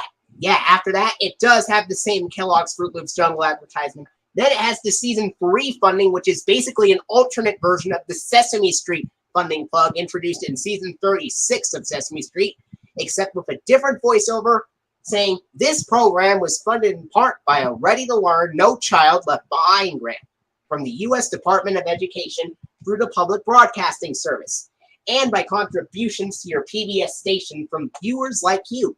Thank you. And it has the ready-to-learn funding plug music instead of the Sesame Street theme playing over it. That's basically what's different about the season 3 funding of Dragon Tales compared to the season 36 funding of Sesame Street. Yeah, I couldn't even tell the voices apart from this Dragon Tales season 3 funding from the Sesame Street one. I couldn't tell the voices of the people doing the voiceover for that funding. Well, Gordon, played by Roscoe Orman, does the voiceover in the Sesame Street funding in those. Okay. You're talking about the actor who plays Gordon in Sesame Street. And then after this, obviously it has the same PBS Kids ident with Dot the girl running up to the screen. But I think what should have been a better choice for the DVD is if they used the one with Dash on a DVD about being brave. Yeah, I think they could have just edited that out.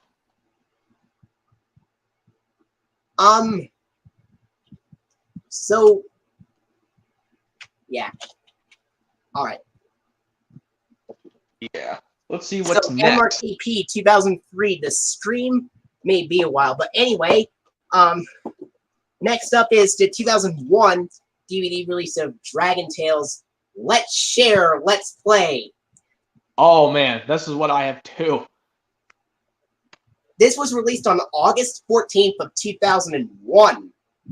Oh, basically when I started preschool. This features 5 adventures, and they are Ketzel's Magic Pop-Up Book. The Theory is out on this one. Much Ado About Nodlings, 4 Little Pigs, and Quibbling Siblings. This DVD, unfortunately, does not play all 5 episodes. You have to select 1 episode at a time in order to watch all of them. Yeah. The spine on this DVD is a character profile picture of Max. Yeah. The other one that would do that was Whenever I'm Afraid, when we get to it. They just reuse it again. But yeah. So, the description's a bit different. It says, join Emmy and Max and their dragon friends as they explore new adventures and guide children through challenging situations and support their growth and development. And as the episodes, Ketzel's Match, and yeah. Now, about Much Ado About Nodlings, you obviously think it was a dragon trash episode, obviously. Man, God, because of the Giant of Nod yelling out He's so like, hard. I demand you fix it immediately! God, that's even He worse was than like- Mr. Tom Hat yelling out at High Tolerance and Toss the Billboard from season 12. Or, I can't remember any other episodes. Ah. But what about when you said, keep away from... Oh, yeah. The Michael Brandon yelling of Hector, keep away. I can even do the Michael Angeles version of Hector yelling out, keep away. Keep away. Apparently, Michael Angeles left a couple of years ago. Yeah, may he rest in peace, but I do remember him. He was as good as Michael Brandon narrating the Thomas in the UK, even when the series was being babyish in the 2000s, he still did it as well. I don't think there was a time Michael Angelis yelled. I mean, despite he's not here anymore, I can still do an impression of him. What will be a good one? Oops. Sorry. Yeah. But yeah, about the other episodes, well. And then Quibbling Siblings, it's not as bad as Much Ado About Nodlings, thank goodness, but it's still not as good because Ord and Cassie are absent until the very end of the episode. Yeah, they don't have any dialogue either. Yeah, that's why I couldn't even understand this episode at all. Quibbling Siblings. That's why well, luckily this one does. The only way I can do the opening and closing of this DVD was to basically select it, but fast forward to the very end. Because, well, there's no play all feature on this DVD, which that's unfortunate. Oh, yeah. And unlike the DVD of Adventures in Dragonland, which does play all 5 episodes despite not being a play all feature, mine, the DVD of Let's Share, Let's Play, does not play all 5 episodes, regardless of what episode you pick. Basically, you have to choose Quetzal's Magic Pop-Up Book to play the theme song. So, believe it or not, my copy is the same plain-looking disc art as yours. Yeah, mine's unfortunately an eco case. I don't like these DVD eco boxes because they're really cheap. Now, this is another DVD that uses the Columbia TriStar DVD logo at the beginning, just like on the DVD of Adventures in Dragonland. But this time it has the soft whooshes and the regular softer phaser sounds. Yeah. I think it can also be found on the VHS release of Stuart Little, if I'm not mistaken. The softer whooshes on that release. Actually, the VHS of Stuart Little has the loud whooshes and the louder phaser sounds. That's what the VHS of Stuart Little has. It has the loud whooshes. Okay. I think it's the DVD then, I guess. The DVD also has the loud whooshes because I have the DVD. Okay. But yeah, I think this one does have the softer one. Because I tried out this DVD so many times.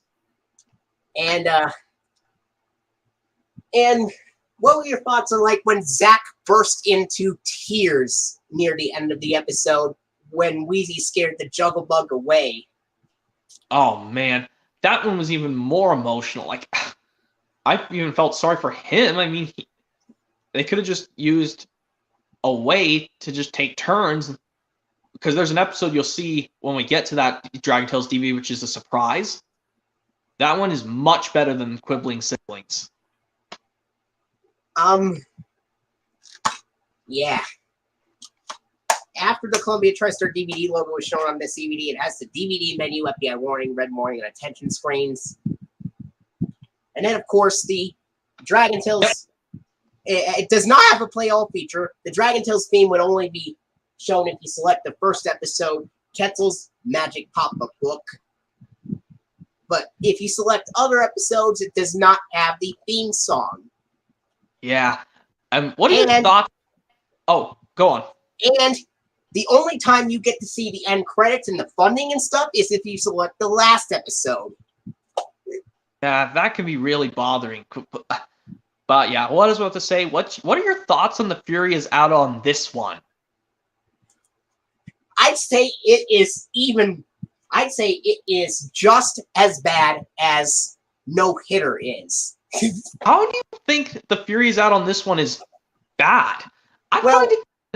Max is like, it's not fair! I can't tag anyone! Like, man, I know he gets really angry in that episode. I mean, he tries his hardest to calm him. That's the only bad thing about it is Max's temper. But other than that, it's a meh episode.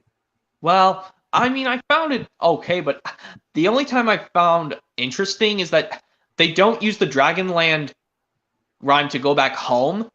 Like, basically the Fury Is Out on this one, and I think it's Eggs Over Easy. They don't do And It Happened One Nightmare also does not have it either.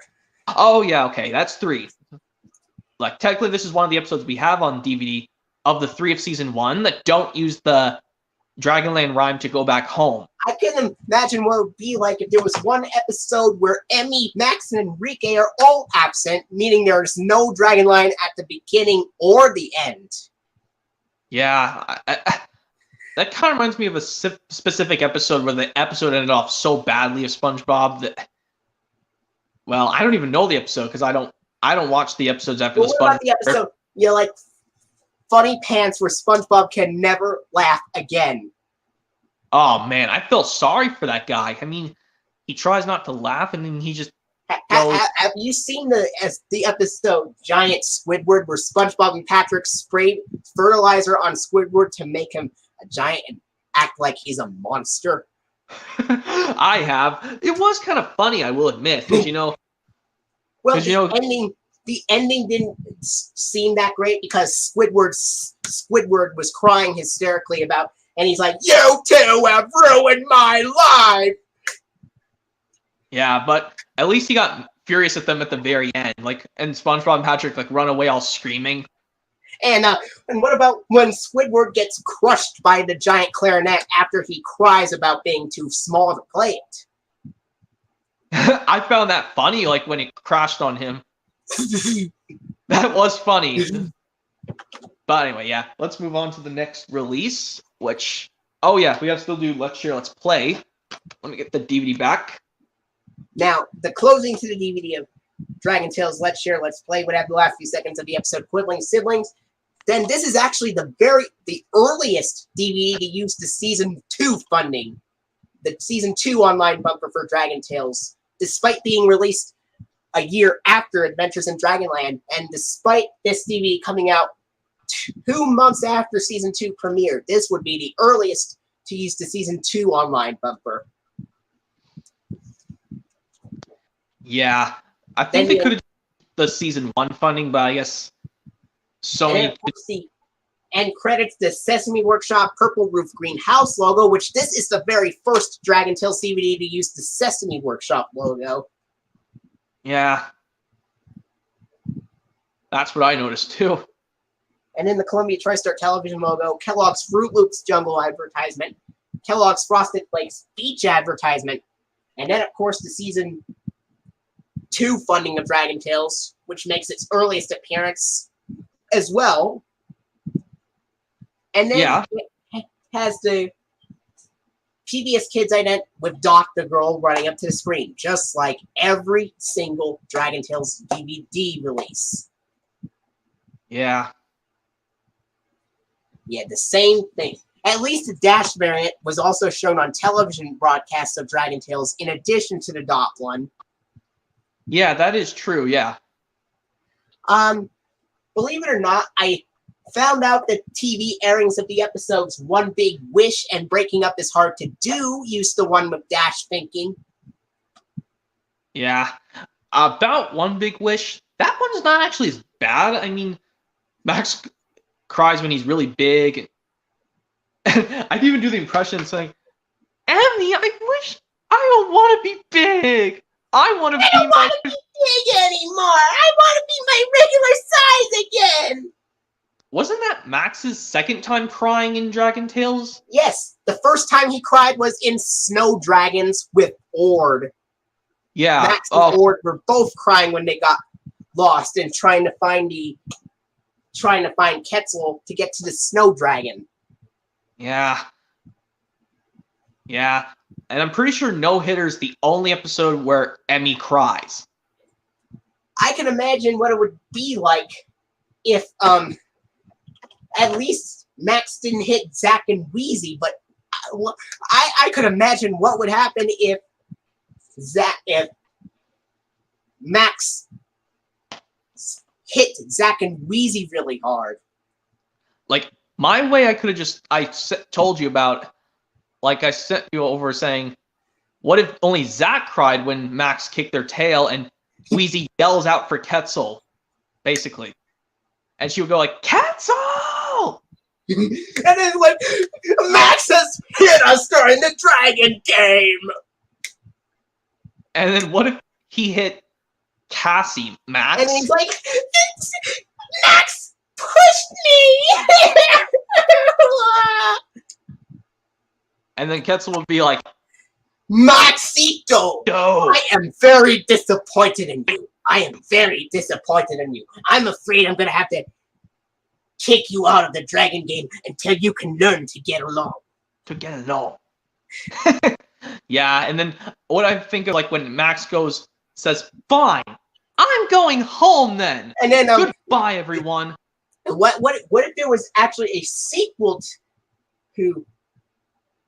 What if there was one episode where Enrique was mad because he wasn't really good at basketball? Well, I wouldn't imagine. I mean, I don't think he would hit anyone. I mean, unlike Max did, he kicked or didn't hit Emmy on purpose. But unlike someone said they could just do a version where Emmy does actually hit Cassie and she does say sorry, that was on accident. Well, at least Emmy wouldn't get punished because it was an accident. He's like, it's okay, Emmy. I know you didn't mean that. And yeah, remember when you did your impression of Fan Man Quetzal saying, that's it, Maxito. I'm afraid I have to suspend you from school until you can learn not to hit. But, man, I can imagine what it would be like if there was an episode which was Emmy's take on no-hitter, which would be a bit better than that since he only hit only one character, but at least she understands more easily since she is older. Yeah. Well, yeah, I think we talked about Let's Share, Let's Play. Didn't we? All right. Yeah. Now we're going to go into... Oh, wait. You could have Let's Start a Band. Yeah, I do now, have this it. was dedicated to Sesame Street and Dragon Tales director Nina Elias Bamberger. Yeah, because she passed away in basically 2002, basically before this. And DVD. it was due to cancer. It was due to cancer. Yeah, and this DVD was basically released sometime in April 2003, which I would imagine that would have been the same time Thomas stopped airing. Well, basically, Thomas season 6 basically stopped airing on TV in the United States, basically. And this DVD actually premiered 6 days before season 34 of Sesame Street premiered back on April 7th, 2003. Yeah, basically, because this was released, I think, on the first day of April 2003. April Fool's Day 2003. Yeah, I basically say April 1st. Yeah, since this is just a special, because basically Let's Start a Band is basically like, it's dedicated, well, it features this character named Nina, who basically tells what's going on around the Dragon Tales thing, and basically each song would play. Apparently the dragons don't have any dialogue in the special, despite them appearing. I kind of wish they did. Yeah, that'd be kind of cool, because like there's a PBS promo where they do see where there's Zack and Wheezy talking to the kids in the real world, I think. Yeah. I think apparently this has the season 2 funding at the beginning in addition to the end on the DVD. Yeah, usually it's supposed to play at the end, but for some reason they play this at the beginning on this DVD. And then like after all those things, I'm basically it's the same thing as Easy as 1, 2, 3. It has the bell sound, Columbia TriStar logo basically, and it goes into the menu and the same old warnings, and basically shows the season 2 funding, if I'm not mistaken. And it also has the Dragon Tales theme before it starts as well, I believe. I don't think it does, because this is a special, basically. Because I also wanted to tell you, when I was talking about pilot episodes, Bob the Builder, like, that one doesn't have the special, The Knights of Fix-a-Lot. That one does not have an intro either, because it goes straight into the special after the website promo for Bob the Builder. And apparently the DVD of Our Amazing Pets does not have the Dragon Tales theme at the beginning either, even though it has episodes, and it's not a special. Yeah, I was like, that was strange. I don't have Our Amazing Pets yet. I'm still planning on getting it soon. But yeah, about Let's Start a Band, after those warning screens, it shows the season 2 funding at the beginning, and then it shows the first couple seconds of the special. And then after a few seconds of dialogue with Nina, we go into the wake up song, basically. Now, I wonder what's at the very end of the DVD. At the very end, after Yeah. the last live action clip, basically, we go into the last couple seconds of the song, The World Goes Round and Round, or basically, and the world goes round and round. And then it shows the message saying, in loving memory of Nina. Elias Bamberger, and then of course the end credits for the special, which then leads to the Sesame Workshop, Purple Roof, and Green House logo, and then this would be the earliest DVD use to Sony Pictures Television logo. Yeah. Even though the other Dragon Tales DVD releases still kept using the Columbia TriStar television logo until 2004. Yeah, that's what they basically did on this DVD. And basically after that logo, I think it shows the American, basically the American something, music something. And then it shows the Fruit Loops jungle thing, and then and then, of course, the funding with the PBS Kids Dot ident, where Dot the girl runs up to the screen. Yeah. Obviously. Yeah.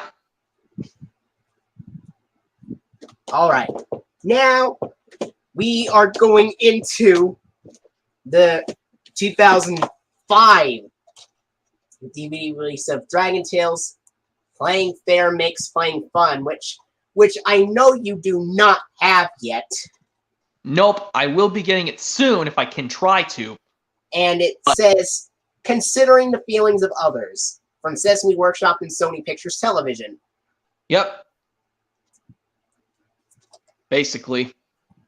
Also, it only contains one episode from season 1, and then the other 3 episodes are from season 2, and then there's one more season 3 episode. And it has no hitter, Me First Wizard, Get Sack a Hand, Teasing Is Not Pleasing, and Playing It and Say It.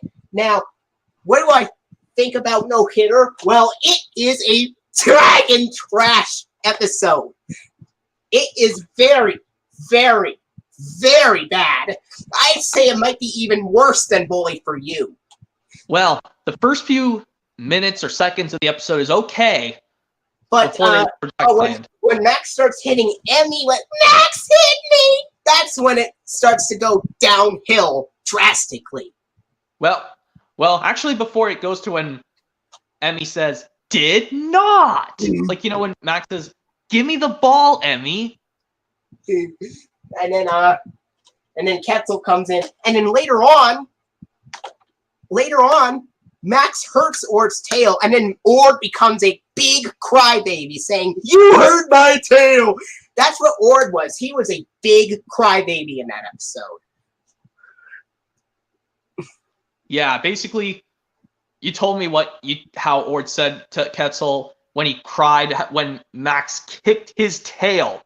And oh my god, this is like you could still hit your teammates in like real life. It's just, even if you do say sorry, but Max didn't even do that. He just kept hitting someone on purpose. And he was like, "That was my ball!" Yeah, that was like... And, what were your thoughts on Max's season 3 voice compared to his seasons 1 to 2 childlike voice? Well, I do say it kind of makes him sound like maybe like a 13-year-old or something taking over. Yeah.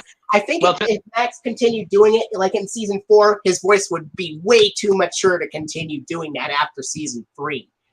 Yeah, but they didn't make an episode of that in season 3. Only in season 1.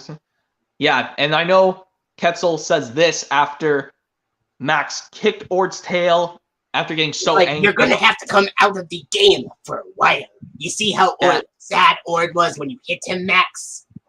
Yeah, and basically Cassie is like, now what? Without Max, we won't have enough players to play the game. And then Zach is like, we'll never win now. Yeah, that's what Zach was like when I watched it on TV many years ago. Do you know what PBS Kids ident you saw on that episode back on TV? I think it was probably the Dash one, the one where he was thinking. Apparently, there has been a pledge break recorded after the Dragon Tales episodes. Let's Start a Band and No Hitter back in like June of 2000, and that did not show the PBS Kids logo since it was a pledge break, but it did show the Children's Television Workshop semicircle logo since the program break was from 2000, and Dragon Tales didn't use it until 2001. Even though CTW became Sesame Workshop back in June 2000. Yeah, because basically No Hitter was the last Dragon Tales episode of 1999. Basically, and the then first. Do Not Pass Gnome and Treasure Hunt would be the very first to be in 2000. Yeah. And it's still, it still has this season 1 style animation because it probably was, I think Dragon Tales might have been produced in like 1996, 97, 98 before airing in 1999. It'd be one of those years. But yeah, what do I think of the other episodes that you showed me on Playing Fair Makes Playing Fun DVD? The Meet First Wizard is definitely a good episode. Actually, it's better. I actually found it kind of enjoyable. Especially now, all right, here we go. You can continue with the Meet First Wizard. Yeah, oh yeah. Basically, like, they have to decide who should say the chant, me first, go away. That's not the way friends play. And basically, like when Ord and Max get angry saying they don't want to go last, and if they go like in height from basically tall to short, basically like when they go short to tall, and Ord goes angry saying, "No, I'll always be last." And then anyway, now what do you think about Give Zach a Hand? This is another episode that has Zach in pain, just like on Calling Dr. Zach. Well, I do say when they play Head, Shoulders, Knees, and Toes, like towards the end, that's actually Spike's second appearance in the series. And but unlike Bully for You, at least Spike has a better attitude and Give Zach a Hand. Yeah, that's what I do like about Spike in that episode. That he was not a big meanie, unlike Bully. Well, until the very end, he started to become kind of nice. Like you said about Bully for You, the ending was actually kind of decent enough, but this one he was actually really nice. And yeah, basically the other episodes, well, oh yeah, about teasing is not pleasing. I found that episode kind of enjoyable, especially like the two dragons on the other basketball team calling Emmy names and laughing at her. Yeah, and then of course there's Play It and Say It, where Ord is struggling to learn his Spanish numbers. And Enrique and Emmy and Max are trying to help him. Oh yeah. I do know when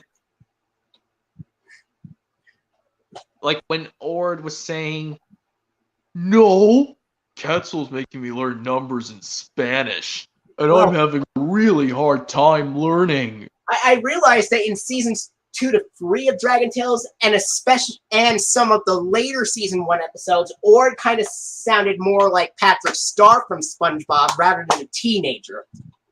Yeah, that's what you said. Like his regular voice sounds like himself in rest of season 1 and all of seasons 2 and 3. It's basically like Patrick Star. Throughout the later half of season 1, beginning like April 2000, I believe.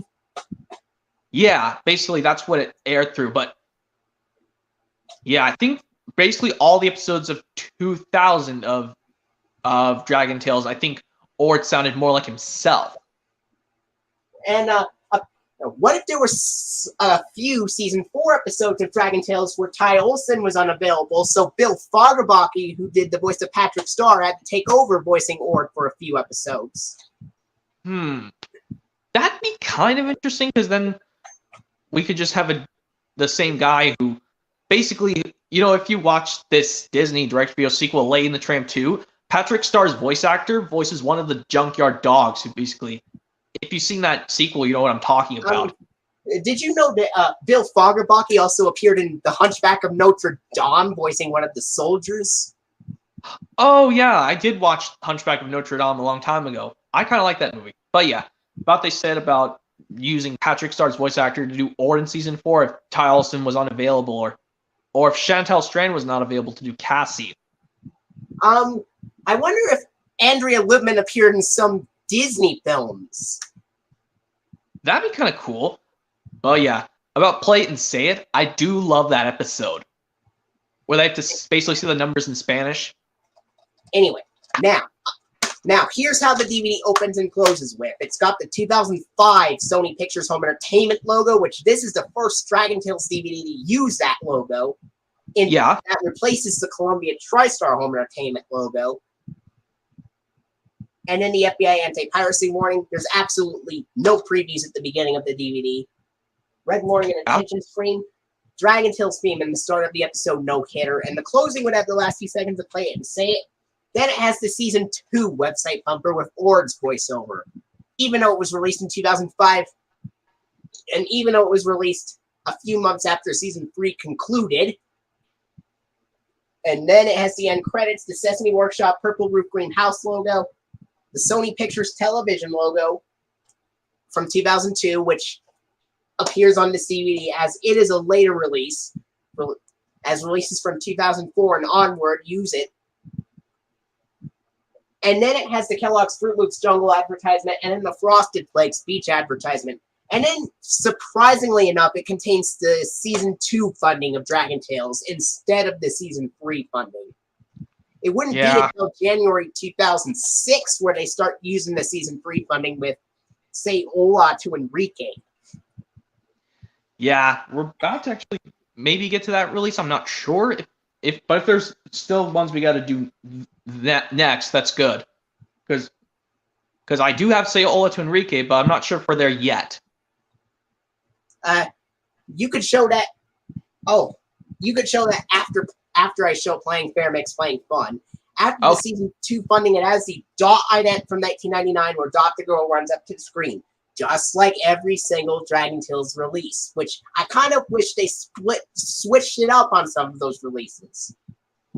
Yeah, that's what I wish they could have done too. All right, here's your chance. The very first DVD release from 2006. Yep, Say Hola to Enrique. It says, making a new friend feel welcome. Oh yeah, about experience new things. I forgot to tell you, this one says, new things can be fun. Says the same thing on the bottom. This one, it says, making a new friend feel welcome includes both English and Spanish. And apparently this technically just has 4 episodes since one of them is split into 2 parts.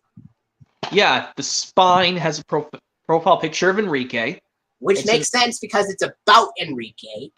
They're all about Enrique, despite he was on the Playing Fair Makes Playing Fun And DVD. you know what the good news is? It does use the correct Season 3 funding at the very end.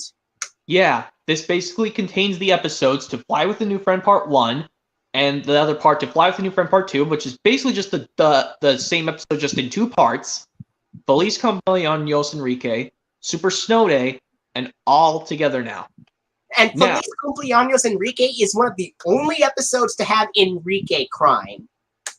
Well, not really, really cry, but just have tears come out of his eyes because he was really upset when he talked to Quetzal about what he was feeling about missing his home back in Colombia. And this DVD was it was released January 24th of 2006. So this was when I thought it came out at the very end of 2005, like November or December, but apparently it came out in January 2006. It could have been released in November 2005, but it's okay. Yeah, that's kind of like when they did the Thomas release Track Stars on VHS and DVD. They were producing it in 2005, but they didn't release it until 2006. That's what I had trouble with arranging Thomas Track Stars and Thomas the Really Revengeance on DVD, basically. But yeah, wasn't Ord kind of a bit sad when he's like, I can't believe I'm saying this, but go play. what was that from? It was from the last episode on the DVD, All Together Now. No, I don't think any of that happened. Because, well, basically, I know you've seen To Fly with a New Friend Part 1 and Part 2. I gotta say the first part was really good. The second part it gets to really show Enrique more around Dragonland, And basically. here's something pretty weird. Some of the season 3 episodes, some TV airings re-aired some of the season 2 episodes when season 3 aired. Yeah, basically. I think it might be because they might have run out of money to make new episodes, and they had to just use as much episodes as they can, basically. So yeah, I think the first episode set of season 3 to basically repeat a season 2 episode was the 2 episode airing basically. Lucky Stone and Max Loves a Train.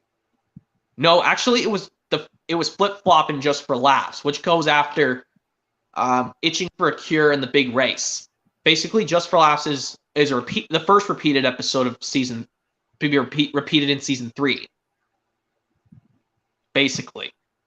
And yeah, this does use the correct season 3 website number and the season 3 funding with the Ready to Learn No Child Left Behind grants in there. Yeah. And what are your thoughts on Super Snow Day? Yeah, Super Snow Day. I'd say it's like a much better version of the episode Snow Dragons.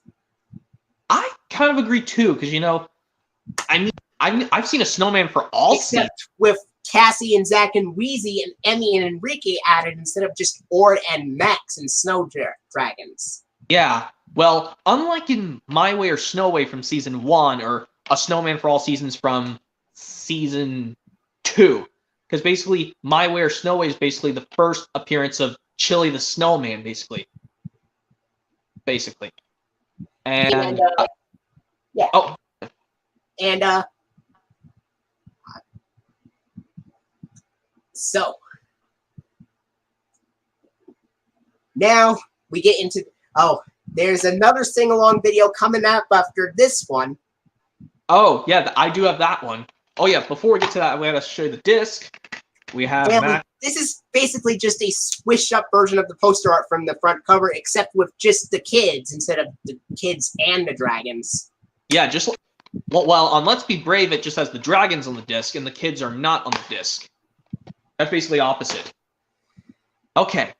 Oh yeah, gotta explain how this DVD opens up. It has the 2005 Sony Pictures Home Entertainment logo with the in-sync animation and the regular colors, I believe.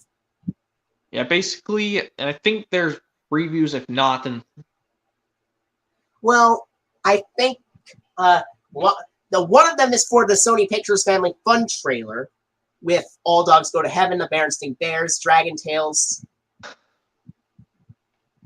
The Wonderless World of Dr. Seuss, etc. Okay. And then after that, we go straight to the same old warnings and everything, and then the FDA anti-piracy warning since it's a later release.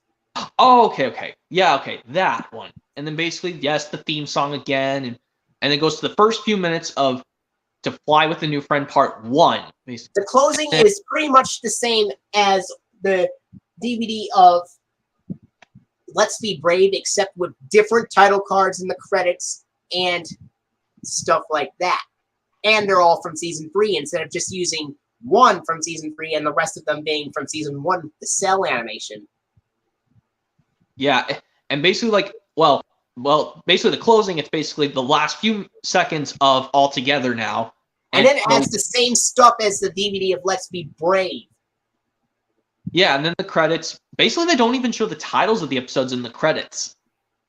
I tested this DVD a long time ago. It doesn't show the titles when the credits play 5 times. Even though they're supposed to show, like, a thumbnail and basically... and then it does use the Sesame Workshop purple roof and green house logo. Yeah. I believe it does not say sesameworkshop.org on the DVD. No. So. And it does have the Sony Pictures television logo since it's from 2006 and they started using it beginning in 2004. Yeah. And then basically after that, it goes to the Kellogg Company advertisement that is also shown on the DVD of Let's Be Brave. But what is very weird is the television airings from 2005 used the Kellogg advertisement in the yellow background, while the DVD has it with a white background. Yeah. And then, yeah, basically just goes to the Fruit Loops and then the Season 3 website thing. And the then Season 3 funding after the Fruit Loops Circle advertisement. The website bumper comes after the episode altogether now. Right. And then after the Fruit Loops, which is basically after the Kellogg thing, it goes straight to the Season 3 funding, and then the PBS Kids ident where she runs up to the screen. And basically goes straight to the menu. Yeah. Now we're going to go into the second sing-along video, which I have right here. Sing and Dance in Dragonland. And this was released August 2nd, 2005. That was way before I started second grade in elementary school. And it features songs basically all along with written in big, bold lettering. Yeah, basically this is the one they don't have kids in real life with Dragon Tales characters at all. Basically, it's just a compilation of songs from seasons 1 through 3. Yeah, well, some of them at least. I think they just recycled them in season 2, some of the songs from season 1. Yep, it says appear on a purplish kind of background, like a magenta color. I realized that some of the VHS... I realized that all the VHS releases of Dragon Tales had a sing-along song in between episodes, just like the TV airings, while the DVD releases didn't, except for Adventures in Dragonland. Yeah, because those ones you used to have to select in the menu. But yeah, this one says interactive musical fun for children, and it says the same thing on the bottom. And there's profile picture of Ord, which is the same just one. Like it's the same profile picture of Ord from the Believe in Yourself DVD, except it's in a shade of pink instead of blue. Yeah, but I wish they just changed the picture. I don't know why they just recycled it. But yeah, there's... And believe it or not, that same picture of Ord is also on the DVD of Easy as 1, 2, 3 from 2003. Oh, I didn't realize. But just smaller. Yeah. Yep, there's the blurb. And basically the songs are, when you make a new friend, hello song, Ola, but you can pretend, come on and blow, touch, wiggle, dragon stomp, and the world goes round and round, or just basically the world goes round and round. Zoo and flip flop, I don't like that. I don't like that song at all. Why not? Oh man, when I watched this DVD, that's the only song that Cassie and Ord were not with Zach, Wheezy, Emmy, and Max. Yeah, this is why I couldn't. Well, I don't really mind if I skip it, or I mean, it's fun sometimes, but I wish they could have just added more details, like having more characters. It's just. But anyway, yeah, stretch, shake your dragon tail, speak up, hum, clap, Zach and Wheezy, silly song, and of course making it fun. Not to be confused with the episode from season 3, but it's just basically the sing-along version of making it fun. Well, I kind of wish that DVD contained a few bonus episodes like Sky Soccer, making it fun. Yeah, they could have released Making It Fun onto DVD. Yeah. They could have used at least 2 bonus episodes after the songs as well, like the season 3 episode of Sky Soccer and Making It Fun. What were your thoughts on the episode Sky Soccer? I know that Ord was pretty upset when he couldn't get the ball into the goal. I find Sky Soccer kind of an interesting episode because, Cassie says to him, if at first you don't succeed, try again. Yeah, basically, don't give up, Ord. You know what my grandma always said? If at first you don't succeed, try again. I can imagine what it would be like if there was a DVD release of Dragon Tales from, March of 2005 that had one season 3 episode on there called Sky Soccer, which is like exercise with the dragons. Yeah, basically. And how would you like that DVD to be the only DVD with the season 3 episode to use the Columbia TriStar Home Entertainment logo at the beginning, since it's from March of 2005 or something? That'd be kind of interesting. But yeah, this DVD opens up with the 2005 Home Entertainment logo. Entertainment logo, And basically, there's no previews on this DVD. And it surprisingly does not contain the funding or PBS Kids logo at the end of the DVD. There's not even a website number. Yeah, basically after the program's over, after the last few seconds of the song, making it fun, not to be confused with the episode, it basically goes to the end credits, basically. It only plays once because this is a sing-along release, because it's all songs. And then after that, it goes straight to the Sesame Workshop purple roofed greenhouse logo, of course. Yeah, basically that. And then the Sony Pictures Television logo. Yeah, and then there's no ident of either Dot the Girl or Dash thinking at all. Well, after that, you know what I think what I think could have happened if they were to choose it. I think they should have used the season, the only 2000. I think it should have been the only DVD from 2005 to use the season 3 funding, and the only one to use the ident with Dash instead of Dot. Yeah, unfortunately they didn't do it on this DVD. But yeah, after that, just go straight to the DVD menu, and yeah. But I can imagine what would it be like if they did include it. If they included it, that'd be like if they included the season, if they included the ident with Dash instead of Dot on the DVD. Well, that'd be kind of cool. But if they could have put the Dash one on this one, that'd be kind of cool, because, you know. Yeah, and the Dash one, I believe, it starts off with a close-up of an eye, and then it blinks, and it zooms out to reveal. The camera zooms out, and then Dash points his finger on his head and scratches it, and then says, "Doink!" Yeah, basically, PBS Kids. Well, and I think the Dot variant sounds similar to that of the Dash variant, except it's like, PBS Kids! Yeah. Yeah. Basically, yeah. Here's the disc for Sing and Dance in Dragonland, which has... I believe that's a promo art from I believe, the second season of Dragon Tales on the DVD. And I know that's the same picture of Emmy and Max from the disc of Let's Share, Let's Play. Yeah, but basically it's smaller because they just had to make room to put more on the disc. I can imagine what it would be like if they included Zack and Wheezy on the disc, since they both are musicians. Yeah, and they have a song devoted to them. Just like on Let's Start a Band, they have a song about Cassie. If you were to make a Dragon Tales SpongeBob parody video, which character would you pick voice characters? You know, like, I would have, like, maybe Max could be SpongeBob, or Emmy can be Sandy. That would be kind of cool. Oh, who would you have voice Patrick? I think either Ord or I think Ord would be a good choice, because they both would be a good choice. I know who would be a great choice for Squidward, Zach. Because, you know, they both like to have peace and quiet.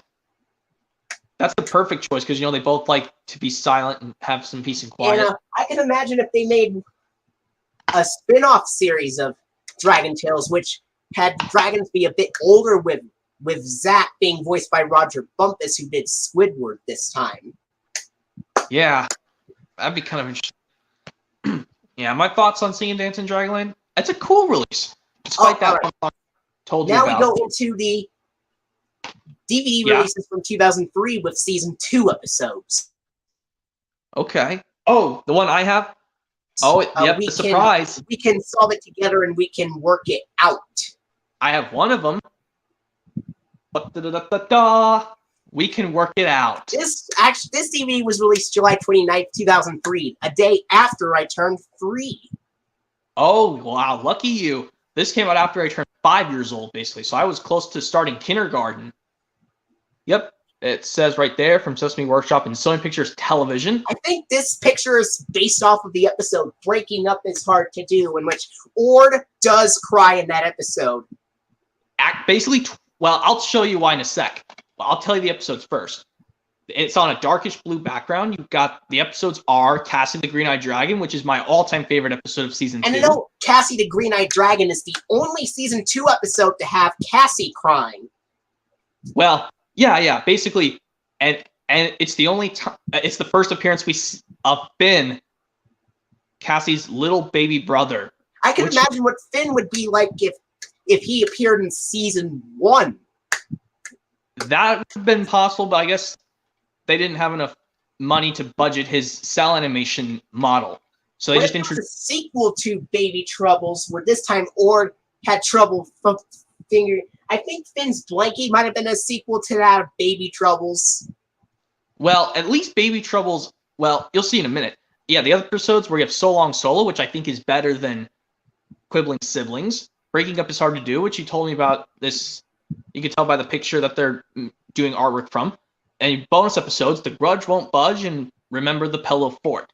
Even though the VHS releases didn't have those episodes, Finn is even included on the spine. Yeah, it's because you can tell him right there. And yep. This DVD does not have any previews at the beginning either. Nope, it has the bell sound effects on the Columbia TriStar. Well, you'll see in a minute. And yeah, there's the thing right there. It does use the Tolling Bells DVD music and the Columbia TriStar Home Entertainment logo. And this one does. The picture art, it looks the disc art looks very similar to that of Experience New Things and how it's designed. Just only Zack and Wheezy in order on the disc. And yeah, mine came with the guide. So, my thoughts on Cassie the Green-Eyed Dragon, my all-time favorite episode of Season 2, like I said. So I said it was the first time we see Finn. Like, yeah, this is the only Season 2 episode, I think, is the only time Cassie cries. I think this is the only episode in DVD in general to have an episode with Cassie crying and then an episode with Ord crying. Yeah, and also Cassie the Green-Eyed Dragon, that also makes that's also when Finn cried toward the end of the episode because he was hungry. Now, what were your thoughts on him crying in the episode Finn's Blankie compared to... Oh my god, it's worse. Because I wish Finn's Blankie, they just could have just made their dad situate out that problem. I guess the problem is either Cassie and Finn's dad passed away, or he was just busy at work. I don't blame them. I just guess their dad's too expensive to find. And remember what you said when season 3 repeated some season 2 episodes? Well, what if season 4 repeated some season 1 episodes? Well, some episodes they could repeat. Just hopefully they wouldn't repeat No Hitter and Bully for You. That'd be awful. They don't repeat those episodes. Some of them they do repeat, like Calling Dr. Zack and The Forest of Darkness and Goodbye Little Catapult. Okay, and yeah, Cassie the Green-Eyed Dragon. What I also think about that episode, it's also like Cassie keeps getting furious at her brother Finn. Like first she gets mad at him, like when he spoils circle time, and she goes, But then she gets even more mad in the episode. Well, at least Finn doesn't cry over Cassie getting mad at him for these things. Like, when he first spoiled circle time. Well, don't remind me. That kind of reminds me of Rosie crying after Caillou yelled at her. And then Caillou was like crying, but they promised! That was from the episode Caillou's Promise. I believe, I think the season 1 Caillou episodes were just as bad as some of the episodes Bully for You and No Hitter because of Caillou's temper tantrums appearing the most in season 1. Yeah. Yeah. And I know Finn is also voiced by Kathleen Barr, who also performed the voice for Wheezy. And Kiki is, I believe, by Ellen Kennedy. Yeah, I think that's the one for Kiki. That is Ellen cool. Kennedy was Cassie's mom as well. Oh, you said it was Ellen Kennedy. Okay. Well, for Finn, it's Kathleen Barr, the same lady who voiced Wheezy. What if there was another character, voiced by Ty Olsson, like Cassie's dad or something? That'd be kind of cool. I mean, I heard his voice in The Big Sleepover when Cassie called him over the phone at Zach and Wheezy's house. But yeah, about the rest of the episode, So Long Solo, which I think is better than Quibbling Siblings, because How is it better than Quibbling Siblings? At least this one, Zach and Wheezy did think it was a genius idea for them to take turns so they can get their stuff situated for the Twilight talent show, and basically their idea worked to basically take turns. And when Wheezy lost her music, she didn't cry in that part, which I was glad about. And now, what are your thoughts on the episode Breaking Up for Hard to Do? I believe it might be one of the weaker season 2 episodes, but not as weak as Big Funky Cloud, thank goodness. At least this one, I mean, at least towards the end, they just make up for their rivalry, Max and Ord, and they basically Ord gets to take the project home, and Max is a good friend and lets him do it first. What if there was a sequel to that episode, which is a reverse, which is Emmy and Cassie this time instead of Max and Ord? I don't know. But anyway, The Grudge Won't Budge is an okay episode. I think between this and On Thin Ice, well, I like both these episodes, but between those, I think I like On Thin Ice better than The Grudge Won't Budge. Well, it's still okay, The Grudge Won't Budge. There's nothing wrong about it. It's just... And what about the last episode on the DVD? Remember the Pillow Fort? That one worked out really well, too, because, you know, when Max and Ord just think of how they can become friends again after they kept arguing, saying which one of their Pillow Forts is better, and they just combine them both. And apparently, this is another DVD. Apparently, this DVD still uses the Columbia TriStar television logo at the end of the DVD. Yeah. And, yeah. So, yeah, I think... Yeah, and I think after this... Well, after basically the menu, after those, the Columbia TriStar thing, the FBI... basically the same old warning screens, basically. The Dragon Tales theme, and then goes into the episode Cassie the Green-Eyed Dragon, and then the closing is basically the last couple minutes of Remember the Pillow Fort, and then basically goes straight to the end credits 5 times. And then the website bumper appears after the credits this time. Yeah, and then basically the Sesame Workshop logo with the purple house and the group. Purple roof and greenhouse. Purple roof and greenhouse, pardon me. Yeah, and then basically the Columbia TriStar Columbia TriStar television logo. Television logo. And then it goes straight to the Fruit Loops jungle thing, and the Frosted Flakes beach thing, and then the season 2 funding. And yeah, same old goes the Dot the Girl running up to the screen thing, and then back to the menu. Now we go into what do we do? The very first 2004 release. Yep, that's the one. Another one I need to get soon, Whenever I'm Afraid. And that is called Whenever I'm Afraid. And this was released May 25th of 2004. That was my last month of kindergarten before I went into first grade. Helping your child cope with fears. The spine has the same character profile picture of Max, just like on Let's Share, Let's Play. Yeah. And Playing Fair Makes Playing Fun has a different profile picture of Emmy compared to the one from Don't Give Up. And it's got the episodes Have No Fear, I Believe in Me, Cowboy Max, Try It, You'll Like It, and Make No Mistakes. Now, there's something very interesting about Cowboy Max. Apparently, that episode was released on DVD and VHS first, and then it aired later on TV in 2005 in the middle of season 3. Yeah, I found that bizarre. Yeah, that's me. And you know what was really shocking? Jeremy Barton has told me that he has seen an extremely rare version of the Dragon Tales funding when he saw those episodes.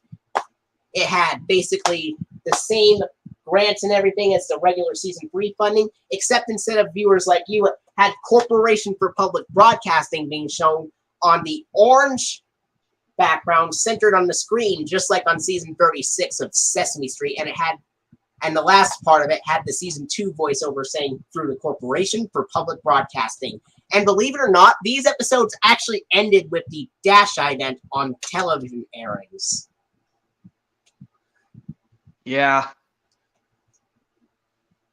Now, what were your thoughts on that story I told you? Like, those episodes used an extremely rare version of the Dragon Tales funding on TV. I think I find it interesting. Yeah. Yeah, I think I like all the episodes on Whenever I'm Afraid. Well, I've watched them previously. I just watched them individually. I don't have the DVD yet. Well, I'll tell you what I think about Cowboy Max, what are my problems with it, when I eventually review the DVD myself. I don't have it yet. What were your thoughts on the episode Have No Fear?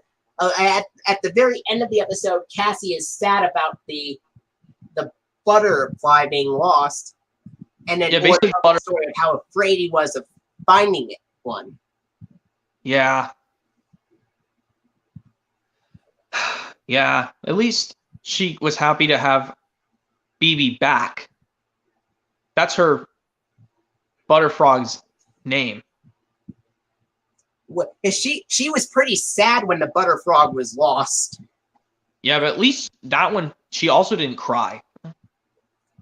Oh, at least Ord didn't cry in the episode Have No Fear either, despite him being afraid.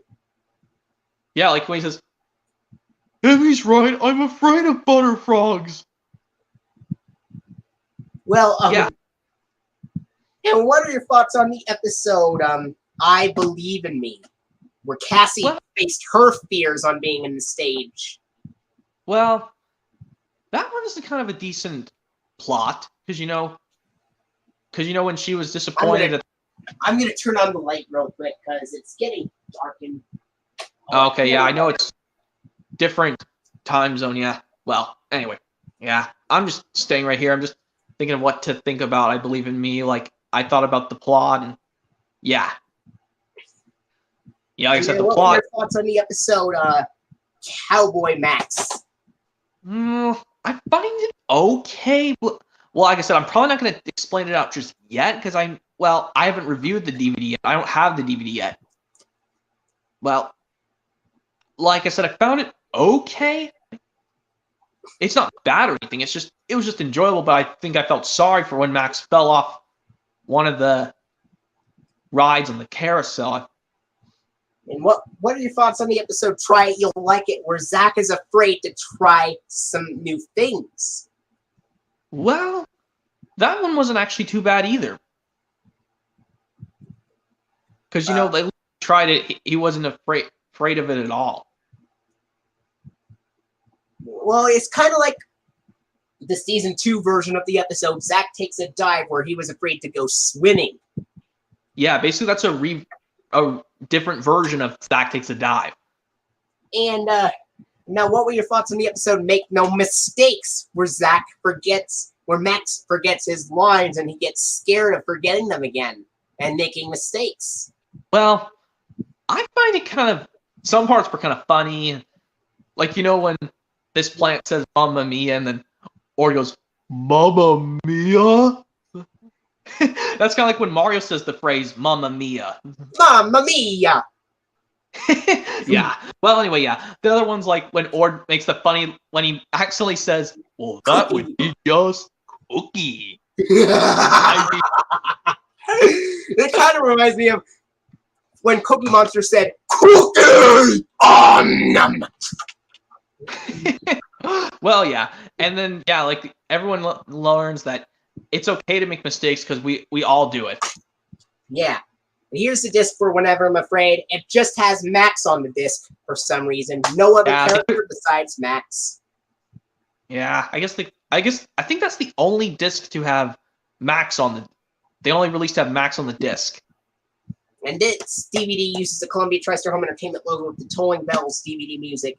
And this is the last DVD of Dragon Tales to use the logo in full screen before switching it over to widescreen in Believe in Yourself.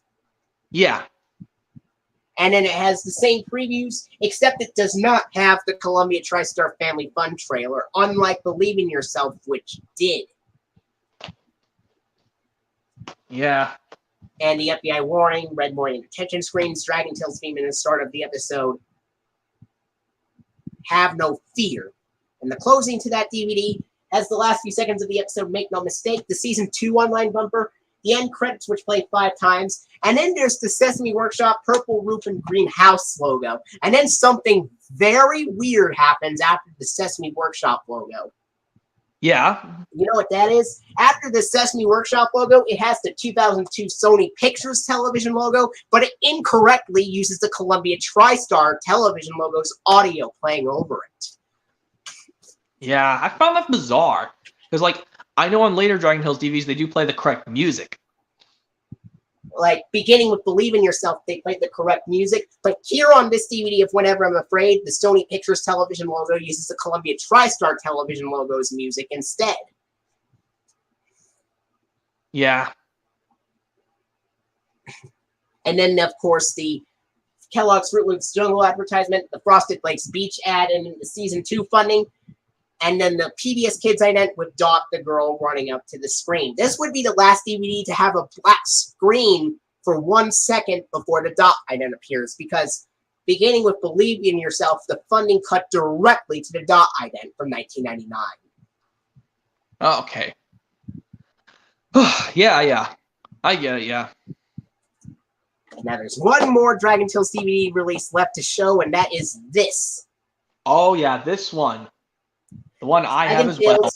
Yes, We Can. Released April 2nd, 2002 in edition. Not to be confused with the Bob the Builder release, Yes, We Can. And this has the episode Zack and the Beanstalk, whole lot of maracas going on, Up and Away, The Jumping Bean Express, and The Great White Cloud Whale. As you know, they didn't use Season 2 episodes of Dragon Tales on DVD releases until the middle of 2003. Yeah. Yeah. And I believe the front cover is based off of the episode Whole Lot of Maracas Going On from Season 1. Yeah, but you know something cool on the cover? I like how this cute render of Cassie putting her arm on Max's shoulder.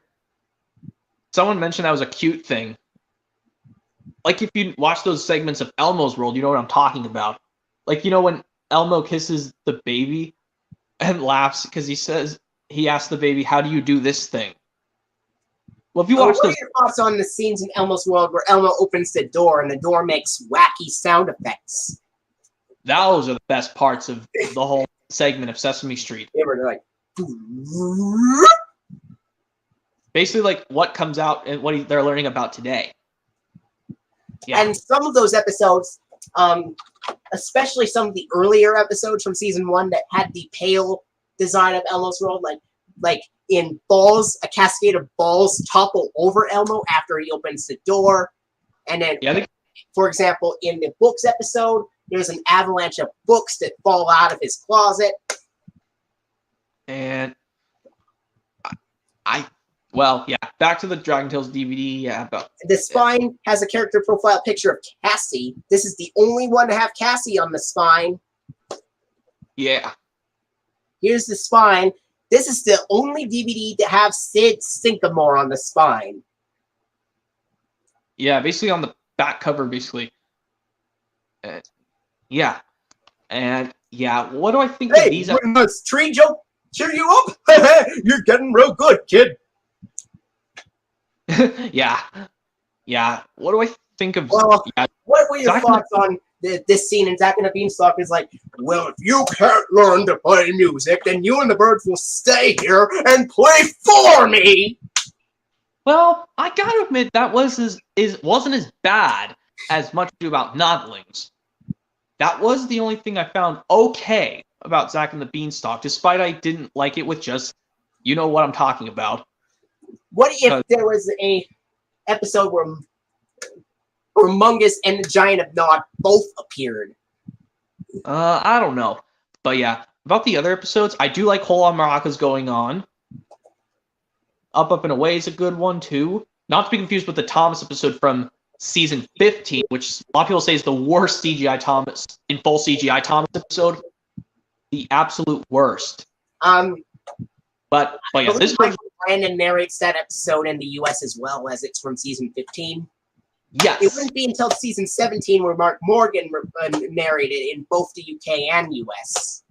Yeah, but basically, yeah, this is like, well, but the Thomas version of Up Up and Away, it's like they deliver a giant balloon on a flap, and that's it. That's why they say that's the worst CGI Thomas episode in the world, basically of the nitrogen era. All right, now, But, oh yeah, continue.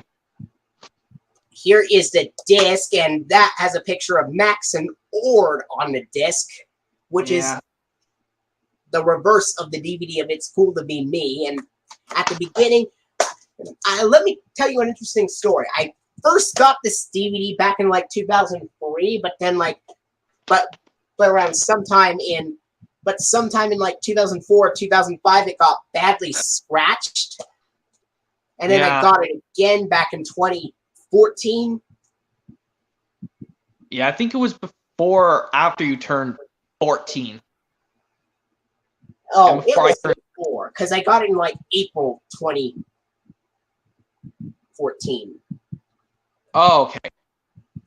So I would have been 16 years old, maybe. So, at the beginning, it has the Columbia TriStar Home Entertainment logo with the tolling bells, DVD music, DVD menu, FBI warning, red warning and attention screens, Dragon Tales theme in the start of the episode, Zack and the Beanstalk. Now, the closing to the DVD would have the last few seconds of the episode, the Great White Cloud Whale, and then the Season 2 online bumper, end credits, Sesame Workshop purple roof green house logo. It says www.sesameworkshop.org down at the bottom. Then it has the Columbia TriStar television logo, Kellogg's Fruit Loops jungle advertisement, Kellogg's Frosted Flakes speech advertisement, Season 2 funding, and the PBS Kids Dot ident, where Dot runs up to the screen, Dot the girl runs up to the screen in the DVD menu. And that was all the Dragon Tales releases that I went through. Now we're going to go into the 2004 DVD release of The Indian in the Cupboard. Oh, yeah, Indian in the Cupboard. I do remember watching that film a long time ago. I had it on VHS. I actually watched it when I was like in 6th grade. Yeah. I know there's a specific VHS version you can get. You can change the cover design. You can flip the artwork around. You can just use the cupboard as basically the front cover. Based on the beloved children's novel, a magical present leads to an adventure beyond his wildest dreams. This film is actually directed by Frank Oz, the former voice of Bert, Grover, and Cookie Monster from Sesame Street. Huh, interesting. Someone from Sesame Street to direct it. And apparently, this was actually a Paramount film, but Columbia TriStar Home Video released it on DVD. Yeah.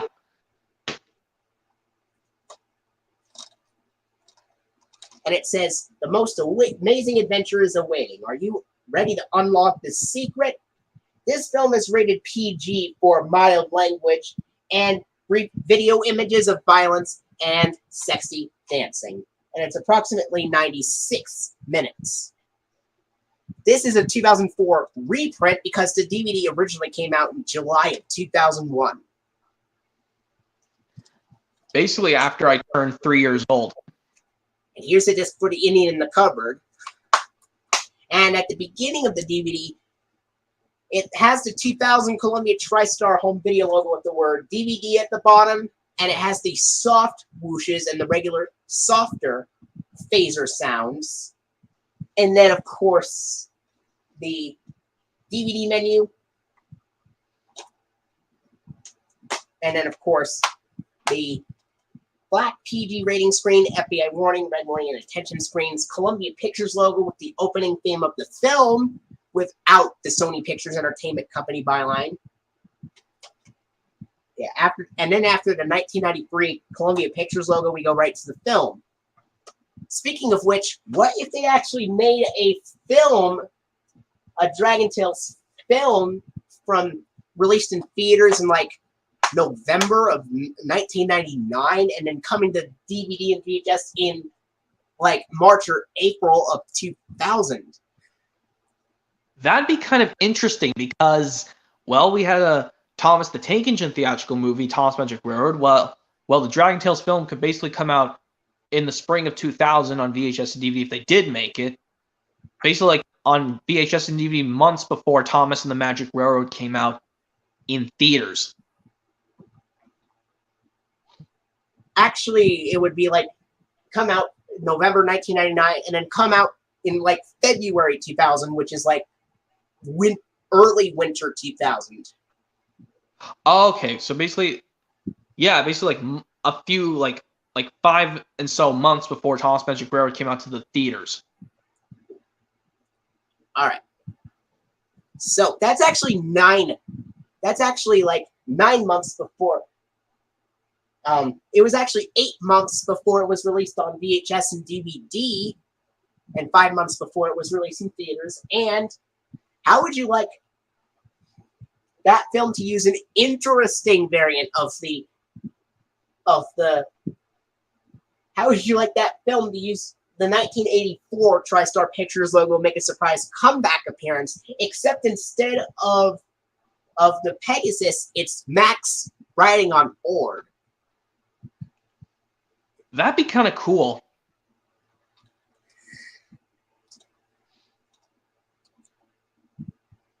And how would you like the DVD? How would you like the VHS and DVD to contain the bonus Dragon Tales episodes to Fly with Dragons in the Forest of Darkness on the DVD as bonus features after the film?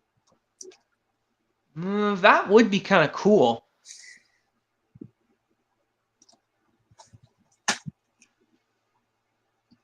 And here's it. Yeah, so that was the ending of the cover. Now we go into 6 DVD releases of JJ the Jet Plane. The first one is called Adventures in Learning. Yeah. I remember JJ the Jet Plane when I was a kid. And this DVD was released in February 5th of 2002, so that was a couple of months before. That was 1 month after the DVD of Dragon Tales Don't Give Up was released. Yeah. I do remember, I think JJ the Jet Plane aired on PBS Kids, I think a little while after Dragon Tales aired on TV. JJ the Jet Plane aired on TV in like a week after Season 2 of Dragon Tales premiered. Season 2 of Dragon Tales premiered June 4th. JJ the Jet Plane premiered on PBS June 11th. Okay. June 11th was basically the 3 months in 2001 before the 9/11 thing in 2001. Before the unthinkable happened. Yeah. You know what I'm talking about. The unthinkable, yeah. Yeah.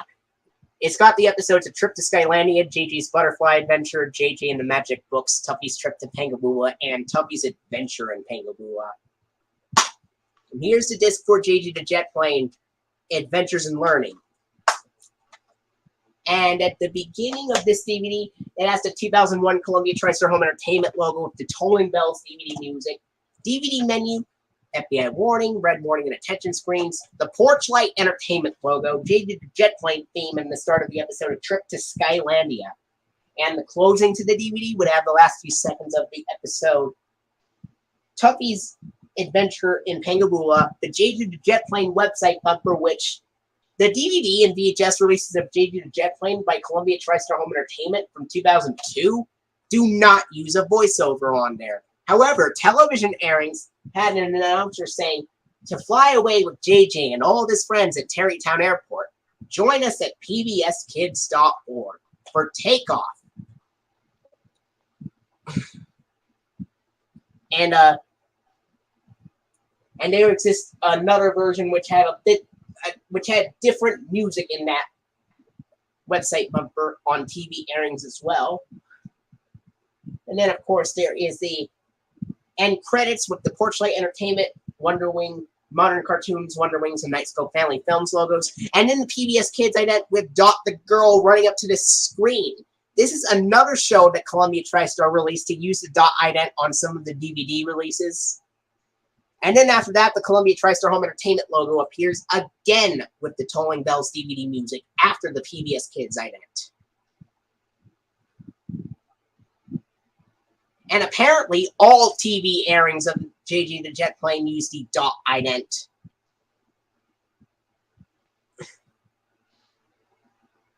Yeah.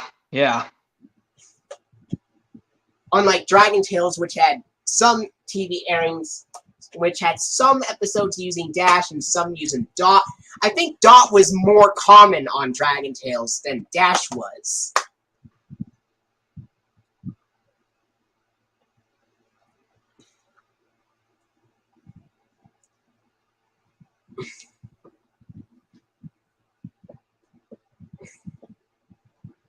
All right. Next up, we go into the 2003 DVD release of JJ the Jet Plane Good Friends Forever, released May 13th, 2003. Yeah, that was basically my last month of preschool. Yeah, I think it was also before you turned 3 years old.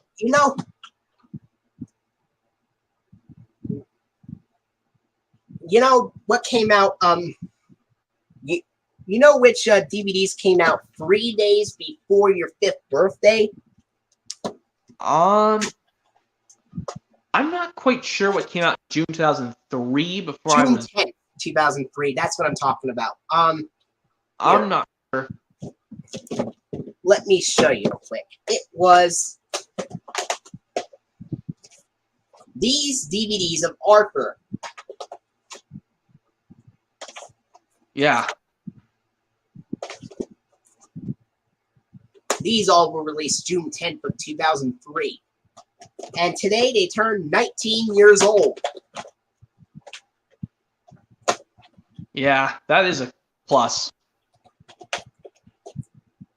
Have you ever thought of getting some of the older DVDs of Arthur by Sony Wonder that contain the very old episodes? I haven't been able to find them recently because they're hard to find now. Well, apparently Arthur ended a few months earlier with the last episode's Blabbermouth and All Grown Up.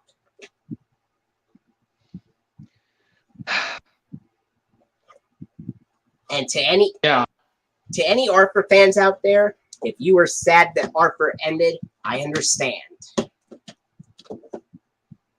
I also understand that you didn't like Little Einsteins at all.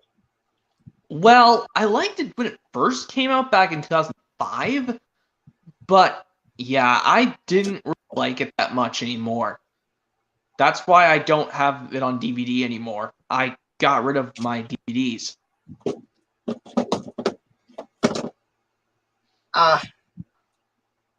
Yeah.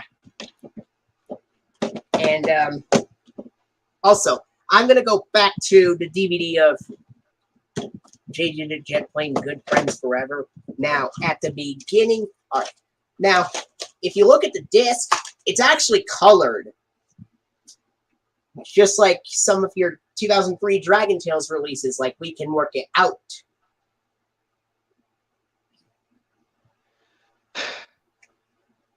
Yeah, that is cool.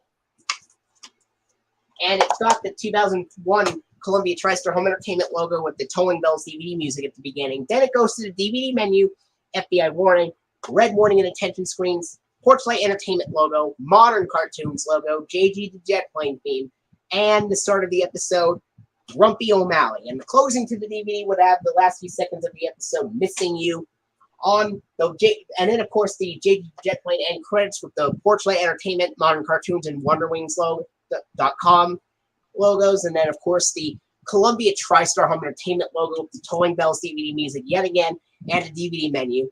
This is one of the few JG the Jet Plane DVDs by Columbia TriStar that does not have a PBS Kids ident.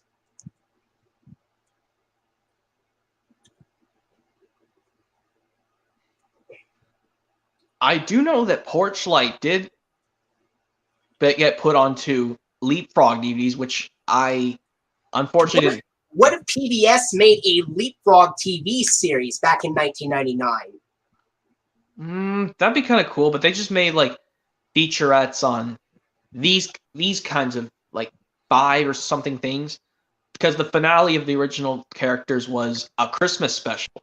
Well, you're in luck because I have made some fan-made Leapfrog TV series PBS credits. Yeah, yeah.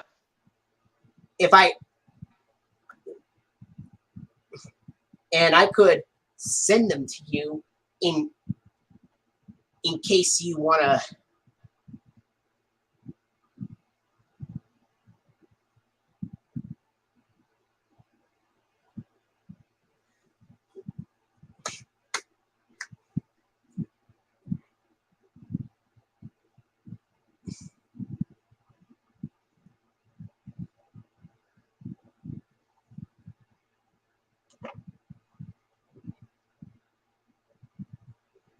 All right.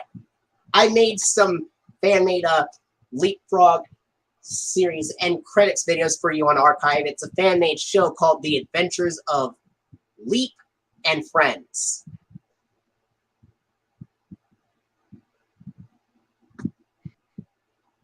Now, I did put Porchlight Entertainment. I did have Porchlight Entertainment make that series as well. But you know what companies would also be added in addition to Porchlight Entertainment for that series? In addition to Porchlight Entertainment, I also chose Sesame Workshop and Columbia TriStar Television.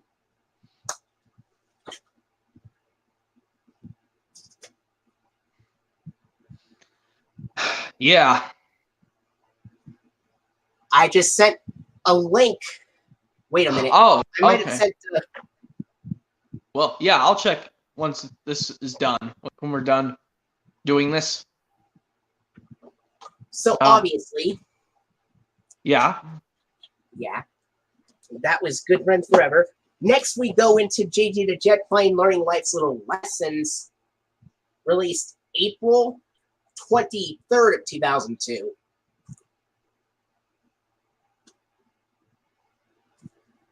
This contains 5 episodes, which are Upsy Down Osis, Tracy Sonic Boom, Herky and the Opposites Game, Snuffy Snowman, and Tracy Shooting Star. But you know what is completely different about what company released those Leapfrog DVDs, even though Porchlight Entertainment released those? Even though JJ the Jet Plane was released by Columbia TriStar Home Entertainment, Warner Home Video released the Leapfrog DVD releases. Yeah. That's what I noticed too. What if Columbia TriStar released Leapfrog DVDs from 1999 to 2002, and then in 2003, Warner Brothers would take over? That would be kind of cool, actually. I know Lionsgate releases them now. Yeah, because I think... And believe it or not, Lionsgate was the company that released later DVD releases of Clifford the Big Red Dog as well. Well, and Thomas as well. But yeah. And Barney and Bob the Builder. Oh, yeah. Those two as well. Yeah. And at the beginning of the DVD of JJ the Jet Plane Learning Life's Little Lessons, it's got the Columbia TriStar Home Entertainment logo with the Tolling Bells DVD music, DVD menu, FBI warning, red warning and attention screens, and then, of course, the Porchlight Entertainment logo, JJ Jet Plane theme, and the start of the episode, Upsy Down Osis. And the closing to the DVD would have the last few seconds of the episode, Tracy Shooting Star, the JJ the Jet Plane Online bumper, and then the end credits with the Porchlight Entertainment, Wonder Wings, Knights, Go Family Films, and Modern Cartoons logos, of course. And then the PBS Kids ident with Dot the Girl running up to the screen, and the Columbia TriStar Home Entertainment logo in the DVD menu.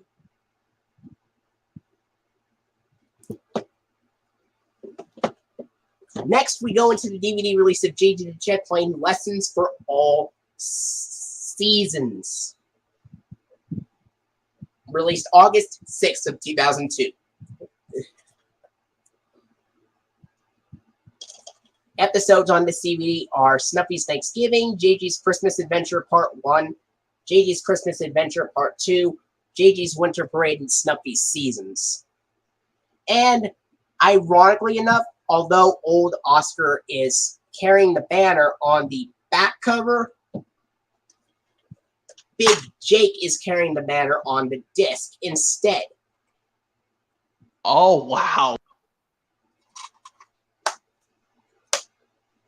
Now at the beginning of the DVD of Jade Home Entertainment logo with the Tolling Bell CB music, DVD menu, FBI warning, red warning, and attention screens. Portrait Entertainment logo, JJ the Jet Plane theme, and the start of the episode, Snuffy's Thanksgiving. The closing to the DVD will have the last few seconds of the episode, Snuffy's Seasons, JJ the Jet Plane online bumper, the end credits with the Portrait Entertainment modern cartoons, Wonder Wings and Nightscope Family Films logos, and then the PBS Kids ident with Dot, the girl running up to the screen. And then the Columbia TriStar Home Entertainment logo and the DVD menu. Yeah. Yeah, I think it's getting close around 11 o'clock in my area. Well, I was thinking, want to talk a little bit more? We can stop right now. I'll show you a few more DVDs and then we'll go. Then okay. I think it's getting close to around 11 o'clock in my area. And also, yeah. What did you think of the idea of season 4 using a wide variety of PBS Kids idents rather than just the first two ones from 1999 with Dot running up to the screen or Dash thinking?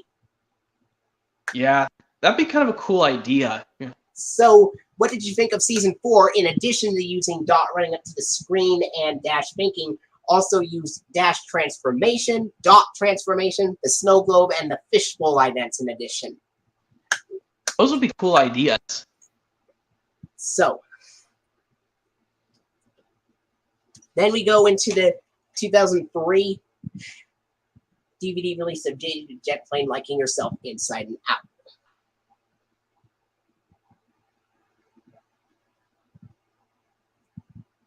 Yeah. This would be released January 14th of 2003. Yeah, I think about a month before Dragon Tales Easy as 1, 2, 3 came out. It was actually 2 weeks before that. Oh, okay. 2 weeks. I was about to say something different, but well, basically a month, but I'll just say 2 weeks. The episodes are Picture Day, Switch Around Day, Evan Gets His Wings, Something Special, and Plane of a Different Color. Just like when the DVD releases of Supersonic Pals and Learning Life's Little Lessons came out a couple of weeks after It's Cool to Be Me and Yes We Can were released. Yeah. Now, at the beginning of this DVD, it would have the 2001 Columbia TriStar Home Entertainment logo with the Tolling Bell CBD music, DVD menu, FBI warning, red warning, and attention screens. Portrait Entertainment logo, Jet Plane theme, and the start of the episode. Picture Day and closing to the DVD has the last few seconds of the episode, Plane of a Different Color, the online bumper, end credits. It actually does not have the online bumper since it's a 2003 release. It just goes to the end credits, Portrait Entertainment, Modern Cartoons, and WonderWings.com logos. And the Columbia TriStar Home Entertainment logo and the DVD menu. And there's one more JG the Jet Plane DVD release left, and that is called Supersonic Pals. Released April 23rd of 2002, just like Learning Life's Little Lessons. Episodes on here are Snuffy's Favorite Color, Super Loop-de-Loop, Brenda's Mother's Day, Tuffy the Tiny Tow Truck, and Snuffy's Birthday Surprise. Now, the DVD opens basically the same as the others, except it would have this start of the episode, Snuffy's Different Color. The closing is pretty much the same as the Learning Life's Little Lessons, Adventures in Learning and Lessons for All Seasons DVDs, because it has a website bumper. After the last few seconds of the episode, Snuffy's Birthday Surprise, that is, it would have the website bumper, end credits, Portrait Entertainment, Modern Cartoons, Wonder Wings, and Nightscope Family Films logos, and then the 1999 PBS Kids Dot ident. with Dr. Girl running up to the screen, and then the Columbia TriStar Home Entertainment logo with the tolling bells, DVD music again, and the DVD menu. Those were all the JG the Jet Plane releases. Cool, cool. And I only have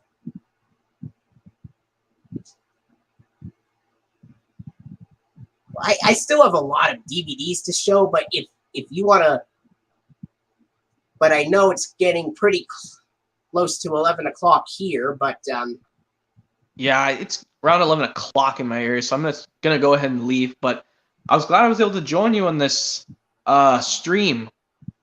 Probably get to do this for the first time. Yeah, and also yeah, because yes, my birthday's coming up Monday, but I want to do this right away because my birthday's Monday. Yeah, I might. Well, what time are you going to stream? Like around 7 something? I mean, I can do it with other people, like I did. Like I know you like to do it around like 5:30, which is basically your time. Yeah, because I'm in a different area where they're a couple hours earlier. Okay, so basically, because I know basically yours Mountain Time and mine's Eastern. So basically yours would be a couple of hours basically behind. Yeah. So yeah. So I think I'm gonna just go ahead and leave since it's already past 11 o'clock. Okay. Well, yep. At least I get to join you. See you later, Flick11 2000. All right. See ya. Okay. Now we go. Next, we go into the 2000 DVD release of Jumanji. Released January 25th, 2000.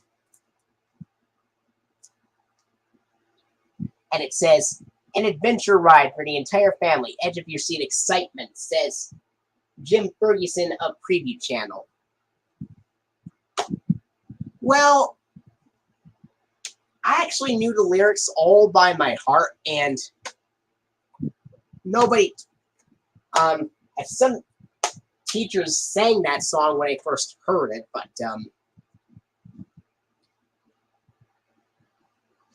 anyway.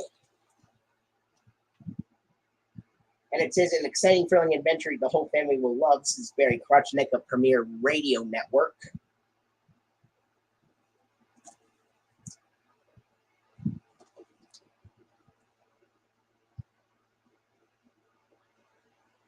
An adventure ride for the entire family. Edge of your seat excitement.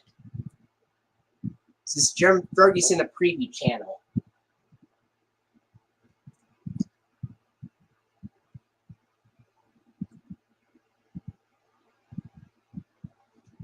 I think I was like 6 or something.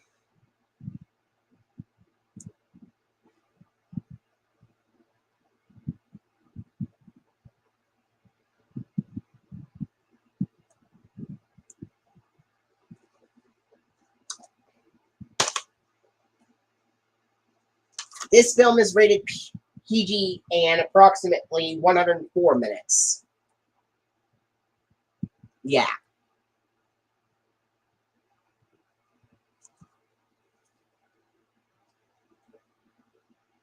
Here's the scene index and the disc for Jumanji.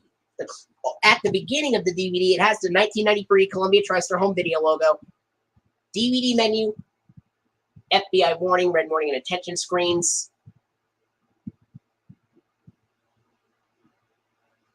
The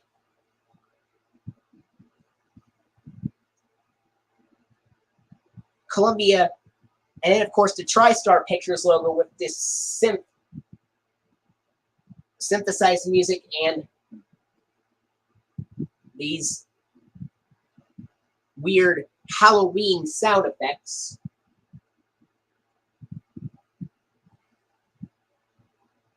Then we go right to the film. And it has the Pegasus spreading its wings in the logo and becoming visible in this film.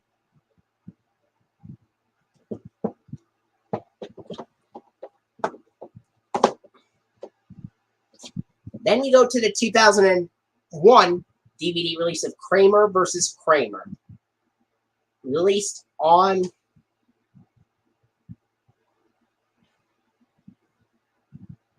August 28, 2001. Winner of 5 Academy Awards, 1979. Including Best Picture, Best Actor, Dustin Hoffman, Best Supporting Actress, Meryl Streep, Best Director, Robert Benton, and Best Screenplay Adapted, Robert Benton.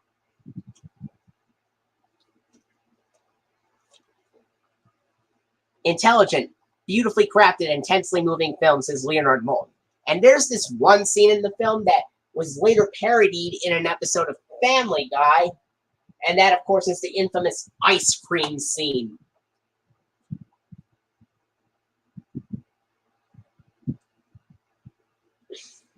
He's like, you go right back and put that back where you until you finish your dinner. Put it down. Warning you, take one bite out of that and you're in big trouble. Hey, don't you dare.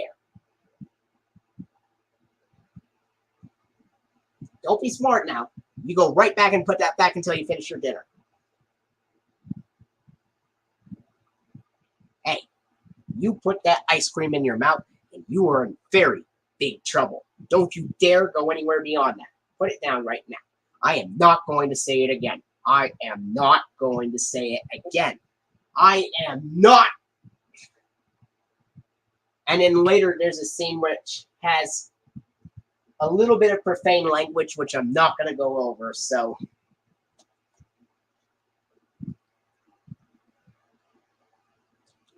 Rated PG and 105 minutes.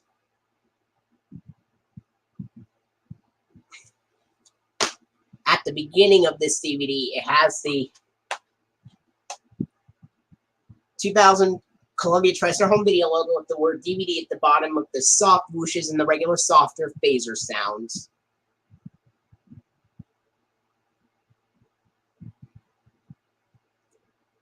And then, of course, DVD menu, FBI warning, red warning, and attention screens. 1976 Columbia Pictures logo, which is silent, but we see the sunburst intact, becoming a semicircle at the end.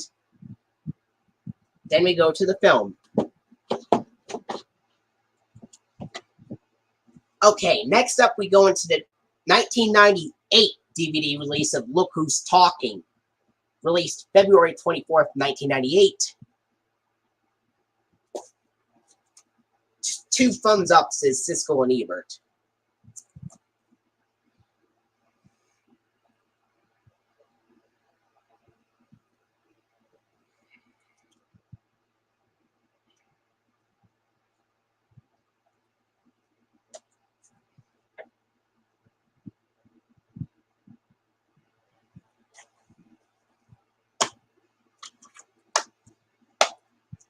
Rated PG and approximately 96 minutes. This is a very early DVD release because it has the Columbia TriStar home video logo, print logo that is shown in film posters.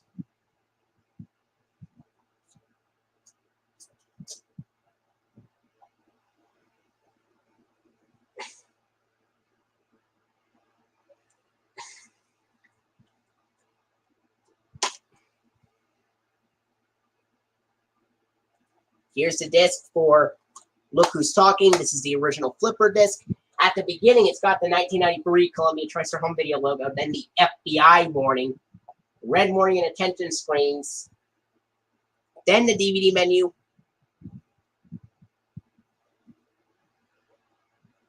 Oh yeah, PG-13. Thanks. Yeah, it's PG-13.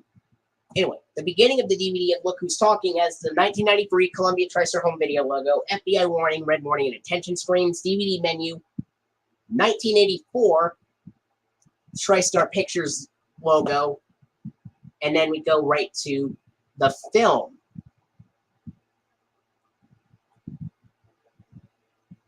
And there was another preview on the DVD of Are We There Yet, which I didn't mention, so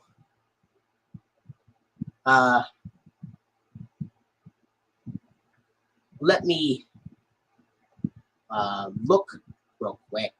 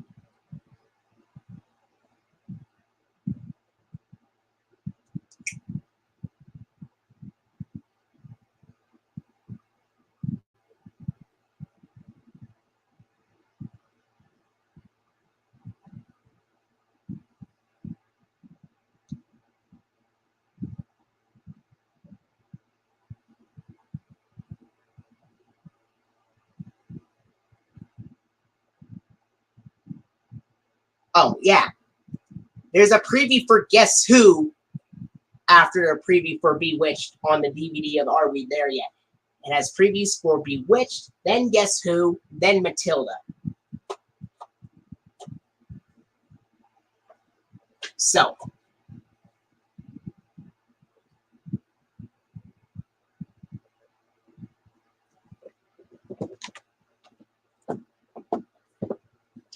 next up we go into the 2002 DVD of Look Who's Talking Now, which is the next Look Who's Talking film released alphabetically.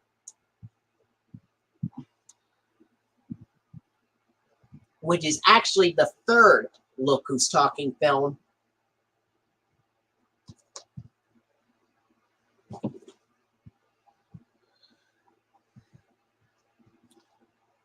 And this film is rated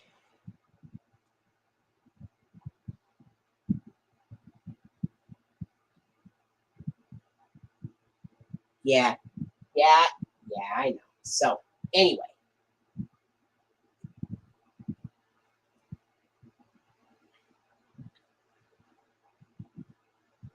This film is rated PG-13 for off-color dialogue, and it's 95 minutes, and this is a 1993 TriStar Pictures film.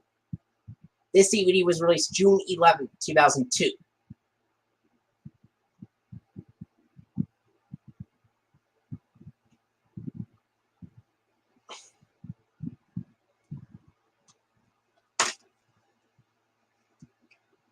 Here's the scene index and the disc for Look Who's Talking Now.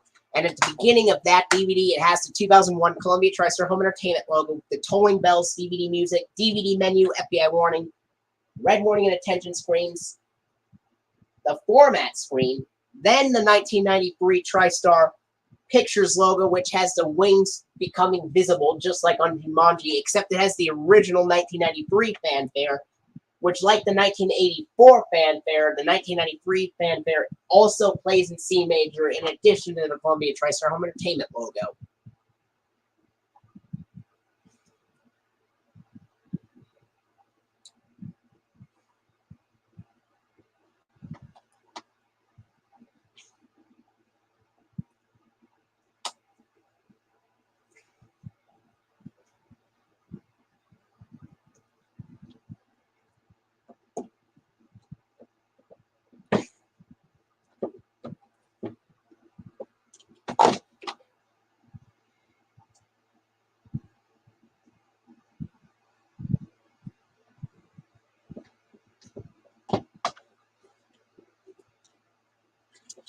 Oh, there was one thing I wanted to show you before Kramer versus Kramer, and that was Kermit's swamp years.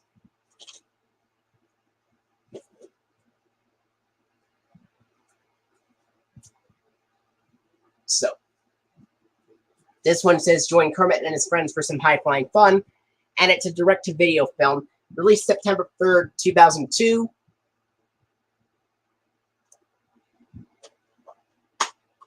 Rated G and 70 and 82 minutes. Here's the scene index and the disc for Kermit's Swamp Years. At the beginning, it has the 2001 Columbia TriStar Home Entertainment logo with the Tolling Bells DVD music in full screen.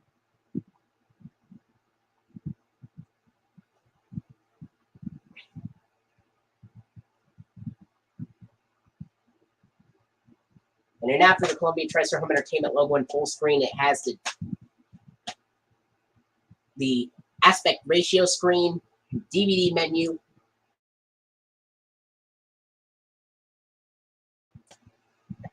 and then, of course, the FBI warning, red warning, and attention screens. And then the Columbia TriStar Home Entertainment logo appears again. If you select the widescreen side, it would be one of the only DVD releases released before 2004 to have it in widescreen, along with Final Fantasy: The Spirits Within,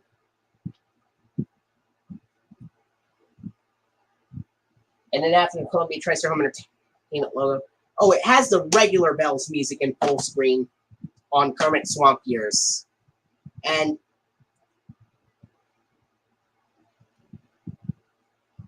twice. The regular Bells music appears twice on the DVD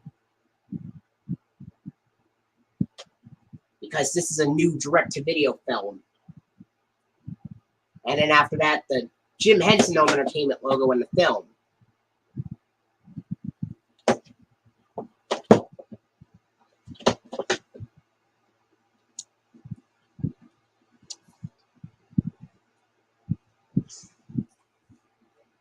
Then we go to the 2000 DVD release of Look Who's Talking 2, released October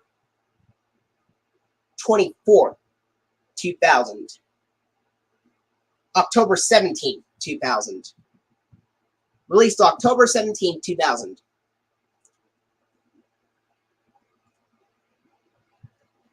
Featuring the voices of Bruce Willis, Roseanne Barr, and Damon Wayans. Gilbert Gottfried also appears in the film as well.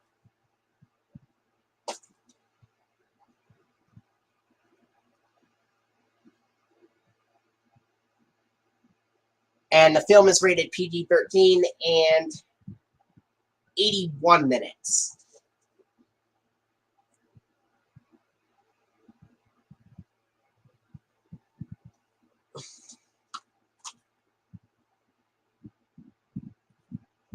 And it's a 1990 TriStar Pictures film. Here's the scene index and the disc, which is the flipper disc. At the beginning of this DVD, it has the 2000 Columbia TriStar Home Video logo with the word DVD at the bottom, the soft whooshes, and digitally enhanced louder phaser sounds. Then the DVD menu, and then, of course, the FBI warning, red warning, and attention screens. The widescreen side would go straight to the 1984 TriStar Pictures logo, which is a special variant with Bruce Willis doing an imitation of Mr. Ed over the logo.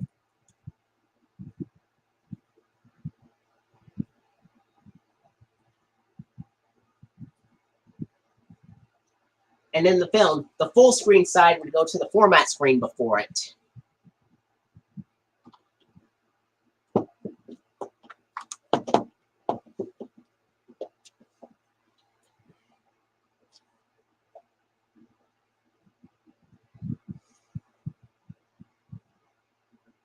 So, yeah, I understand.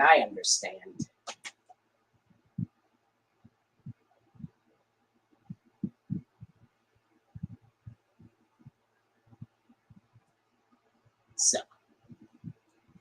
that was Kermit's Swamp Years, and then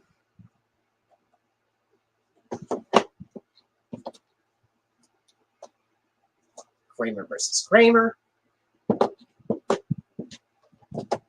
And then the three Look Who's Talking films, and then now we're going to go into the 2005 DVD release of Matilda Special Edition. From the opera of James and Jan Peach and Charlie and the Chocolate Factory. Matilda's a family classic for all generations. This is Alan Silverman of Voice of America.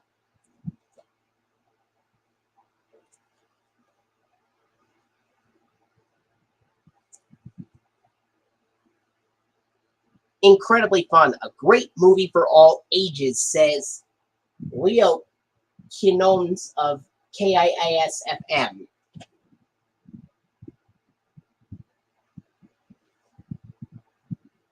It's rated PG for elements of exaggerated meanness and ridicule, and for some mild language, and 98 minutes.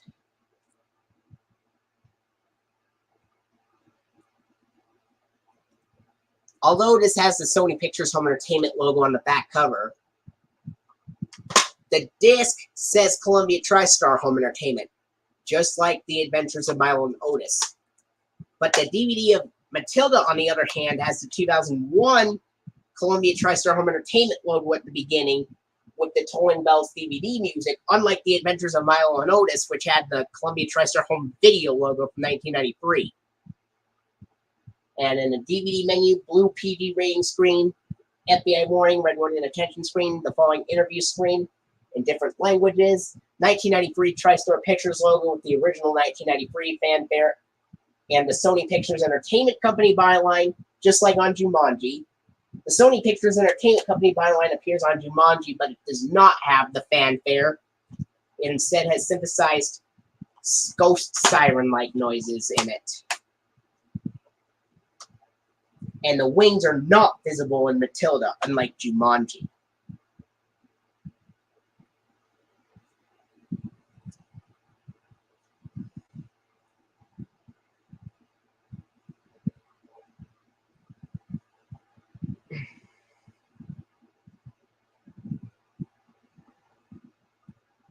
Then, after the TriStar Pictures logo, we go to the film. After the 1993 TriStar Pictures logo, we go to the film.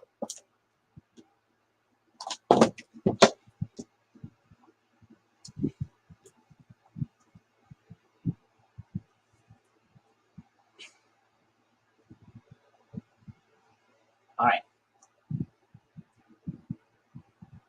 Next up is the 2006 DVD release of Monster House. Released October 24th, 2006. And it says, two very big thumbs up, says Ebert and Roper. This is also a 2006 film. And it's rated PG for scary images and sequences, thematic elements, some crude humor, and brief language. And approximately 91 minutes.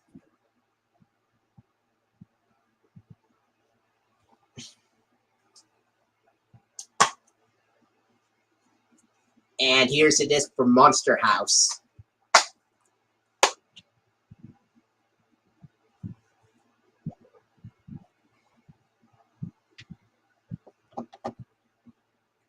And at the beginning of the DVD of Monster House, it has the 2005 Sony Pictures Home Entertainment logo with the regular colors and the out-of-sync animation. Then, of course, the previews for Zoom, Open Season, Zoom, and Spider-Man 3. Then a DVD menu, blue PG rating screen, FBI anti-piracy warning, red warning, and attention screen, following interview screen in different languages. 1993 Columbia Pictures logo with the more common 1998 arrangement of the fanfare. The Image Movers logo, and then the Amblin Entertainment logo, and then the film.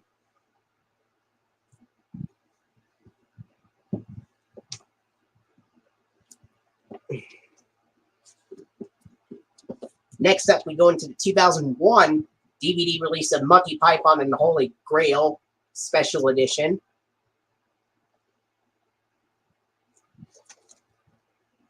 And it says, Pure Comic Genius, says Michael Wilmington of Chicago Tribune. And it says, the ultimate definitive vinyl special edition DVD. Look, all these unbelievably special features. Gloriously, hysterically, and splendiferously unhinged, as fresh and funny as ever.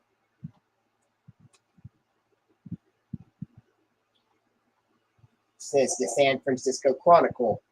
A great film, a brilliant send-up of medieval movies and lore, says Gene Whip of LA Daily News. Rated PG and 89 minutes.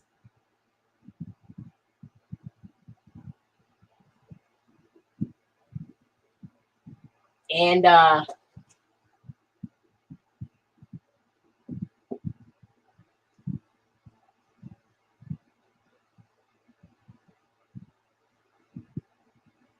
this DVD was released October 23rd, 2001.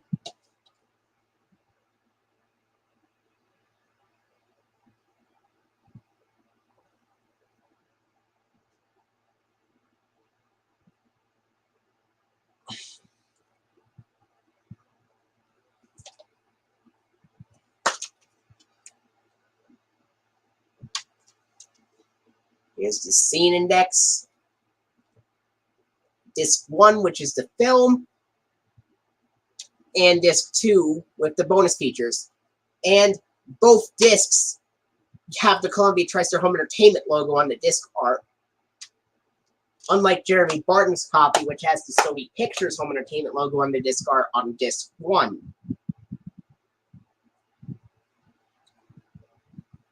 And then at the beginning, it has the 2001 Columbia TriStar Home Entertainment logo on Disc 1 with the regular bells music. And then, of course, DVD menu, FBI warning, red warning, and attention screen. And then, of course, a brief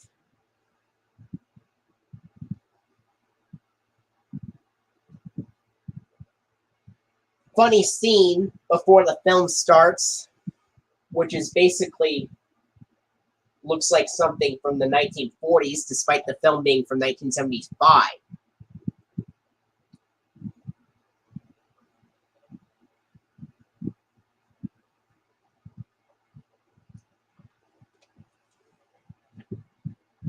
Disc 2 has the Columbia TriStar Home Entertainment logo with the regular bells music as well, but then it has the FBI warning and the red warning and attention screens before the bonus features menu.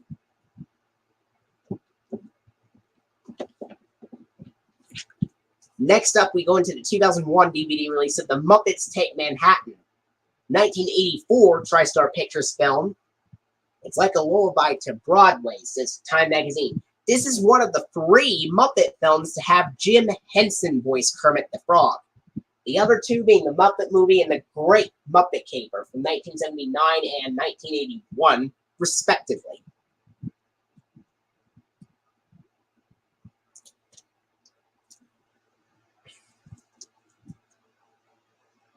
Miss Piggy is one of the great showbiz creations of our time, says the New York Times.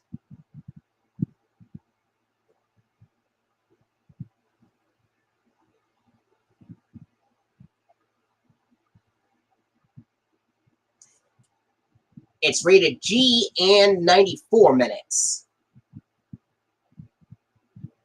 I think all of your ideas are wonderful. Every single one of them.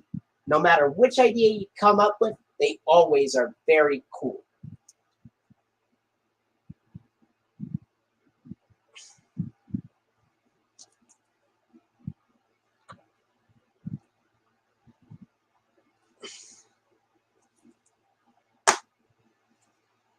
And here's the disc for The Muppets Take Manhattan. And this DVD was released June 5th of 2001. And it has the 2000 Columbia TriStar Home Video logo with the with the word DVD at the bottom, with the loud whooshes and the regular louder phaser sounds. This would be one of the 2001 releases to use the loud whooshes and the louder phaser sounds that are usually heard on 2000 releases. Even though some of the later 2001 releases would use the softer phaser sounds, but the 2000 and early 2001 releases used the louder ones. And this is one of the DVDs from 2001 that used the louder phaser sounds and the loud whooshes. then the aspect ratio screen, and then the DVD menu, and then the FBI warning, red warning, and attention screens. The widescreen side would have the 1984 TriStar Pictures logo before the film, while the full screen side would take you to the format screen before the film starts. And before the TriStar Pictures logo appears in addition.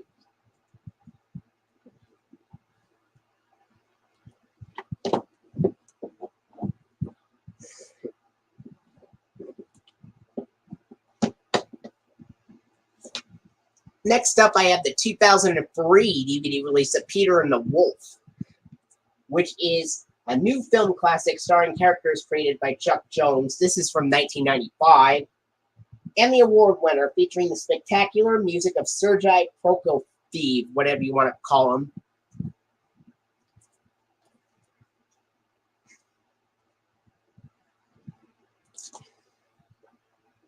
We're getting close to finishing. We still have 7 more releases after this, but we're getting close. A classic animated and live-action tale that's a musical adventure.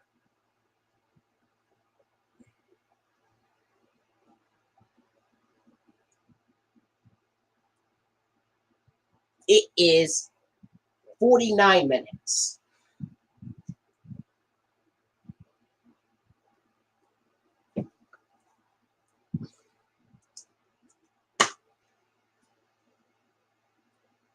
And here's the disc for Peter and the Wolf. At the beginning of this DVD, it has the 2001 Columbia TriStar Home Entertainment logo with the Tolling Bells DVD music and previews for Matilda, Annie, and the Swan Princess collection. Then the DVD menu, FBI warning, red warning, and attention screens.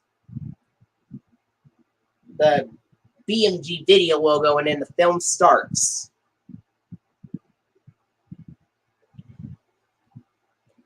And I looked at the Family Fun trailer on this DVD, and it has a 2008 Family Fun trailer, which indicates that it's a 2008 reprint of the film, but it does not update the Columbia TriStar. It does not update the content on the disc, and surprisingly, the Columbia TriStar Home Entertainment logo is still on the back cover, the spine, and the disc art, despite being reprinted. This is also the case with my DVD of Dragon Tales Playing Fair Makes Playing Fun, which also uses the 2008 Family Fun trailer.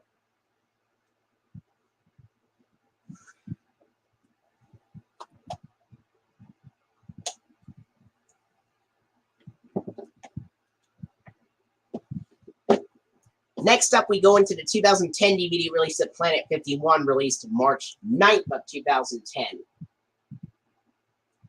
With Dwayne Johnson, Jessica Biel, Justin Long, Gary Oldman, and Sean William Scott. Family animation comedy at its best, says Jim Ferguson of KGUN ABC.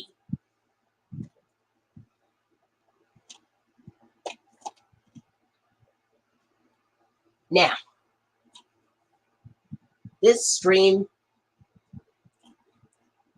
is pretty long, so I might be exhausted from doing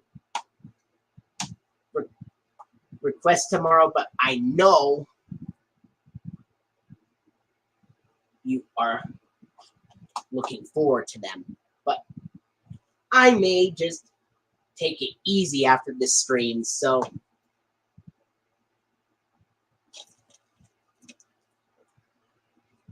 it says something strange is coming to their planet, us. Loaded with funky, cool animation and off-the-wall comedy, it is lots of fun. This is Chef Craig of 60-Second Preview. Rated PG for mild sci-fi action and some suggestive humor, and 91 minutes.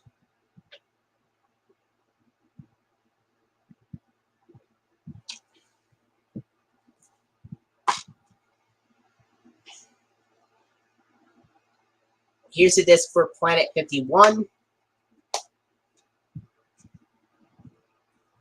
And at the beginning, it has the 2005 Sony Pictures Home Entertainment logo with the contrasted colors and the out-of-sync animation. And previews for Hachi, A Dog's Tale, Open Season 3, and Playmobil, The Secret of Pirate Island. And the DVD menu, blue PG rating screen, FBI anti-piracy warning, red warning and attention screens.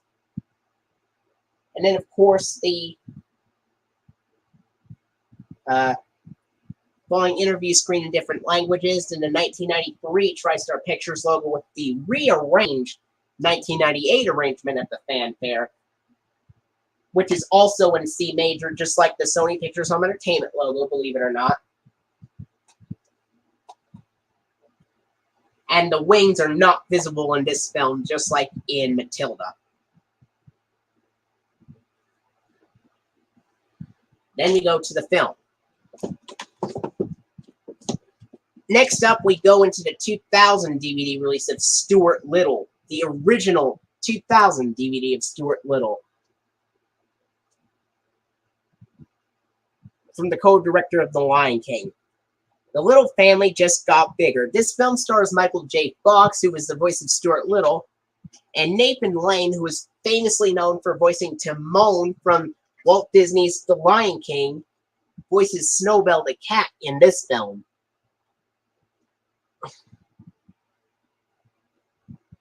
A family adventure filled with excitement, fun, and one absolutely adorable mouse. This is George Panaccio of KABC TV. And it's rated PG and 85 minutes.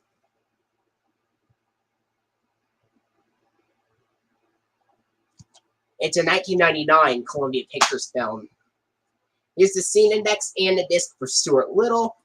And it has the 2000 Columbia TriStar home video logo with the word DVD at the bottom with these loud whooshes and the regular, louder phaser sounds.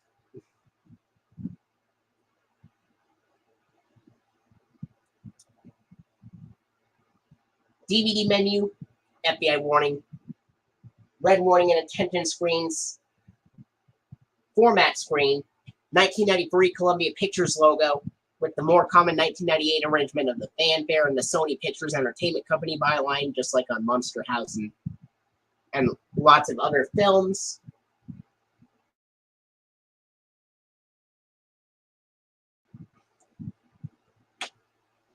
And then we go to the film.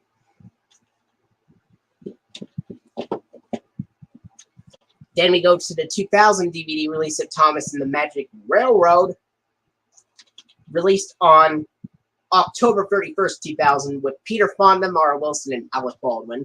Movie&GameLover98 has this DVD and the Blu-ray release as well.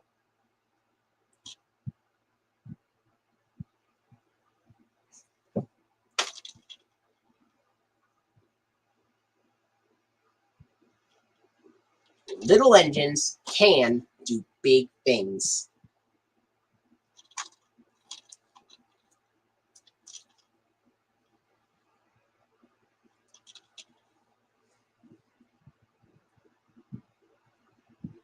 And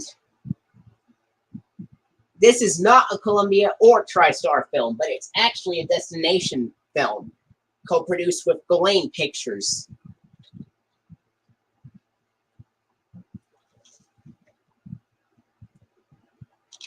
Rated G and 84 minutes.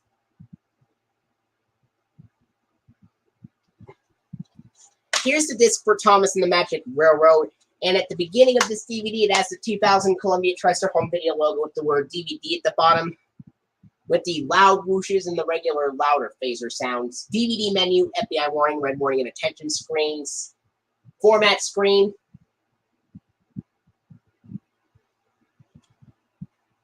And then, of course, the Destination Films logo and the Ghislaine Pictures logo.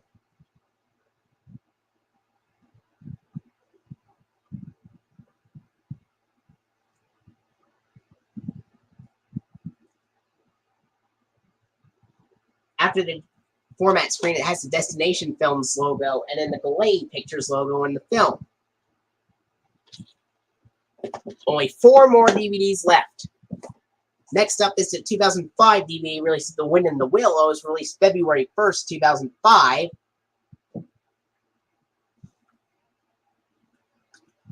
Based on the classic novel, The Wind in the Willows, the movie.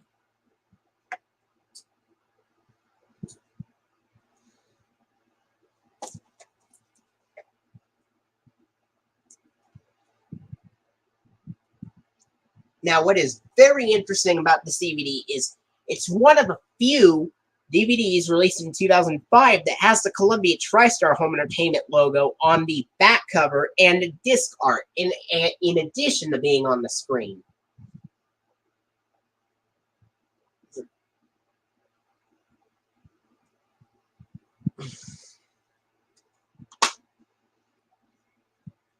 And it is 71 minutes.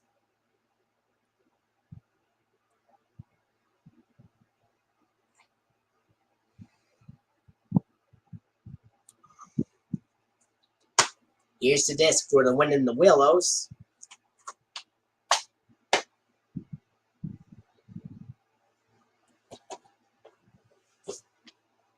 At the beginning of this DVD, it has the 2001 Columbia TriStar Home Entertainment logo in widescreen with the regular Bell's DVD music.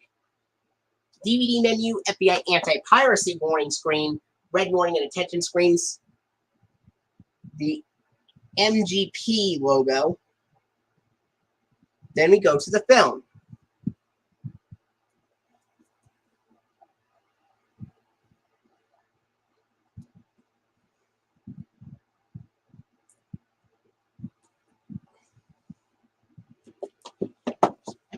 Next up, we go into the 2005 DVD release of The Webulous World of Dr. Seuss, The Cat, the Gink, and Other Furry Friends, which is also released August 2nd of 2005, just like the DVD of Dragon Tales Sing and Dance in Dragonland.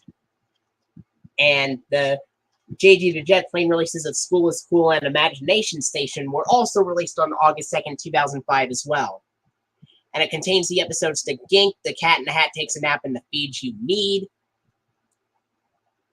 The Gink is from Season 1, while The Cat in the Hat Takes a Nap and The Feed You Need are Season 2 episodes. It is 73 minutes.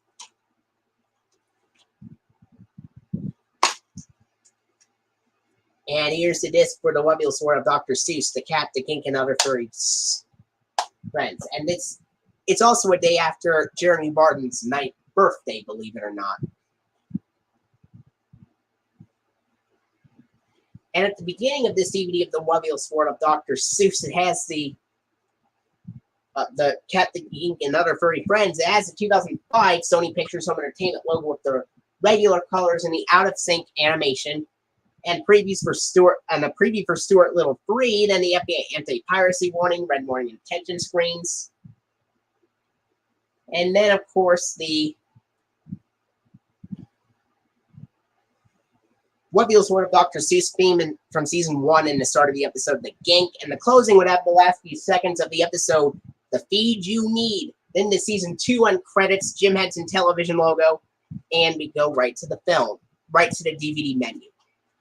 It also has a DVD menu after the FBI anti-piracy warning and red warning and attention screens before the game begins.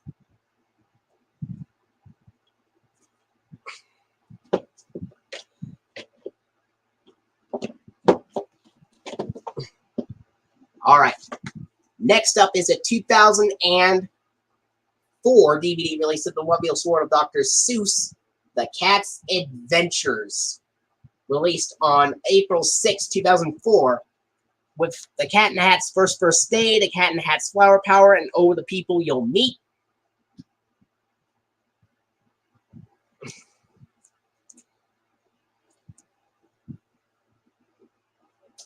It includes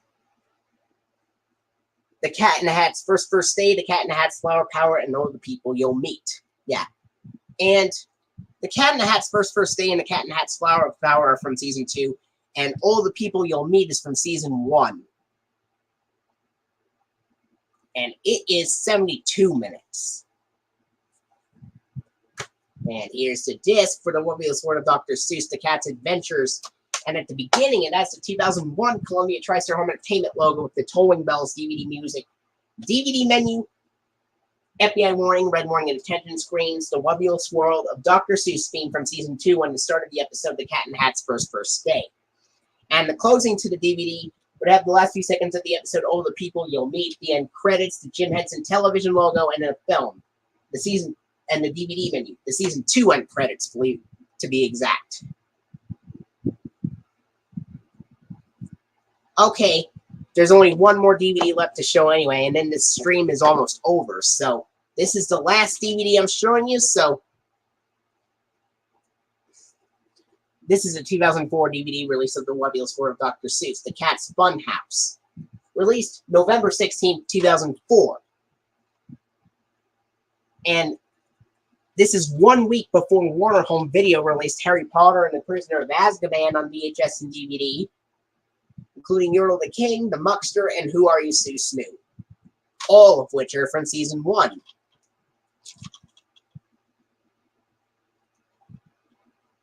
And it's 73 minutes.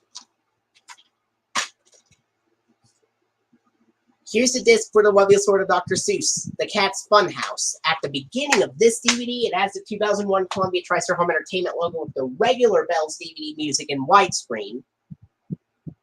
And then the Columbia TriStar Family Fun trailer from 2004 with JJ the Jet Plane, the Berenstain Bears, Dragon Tales, Maggie and the Ferocious Beast, and Harold and the Purple Crayon. And then the Swan Princess Collection trailer, and then the FBI warning, red warning, and attention screens. And then, of course, the Wubulous World of Dr. Seuss theme from Season 1.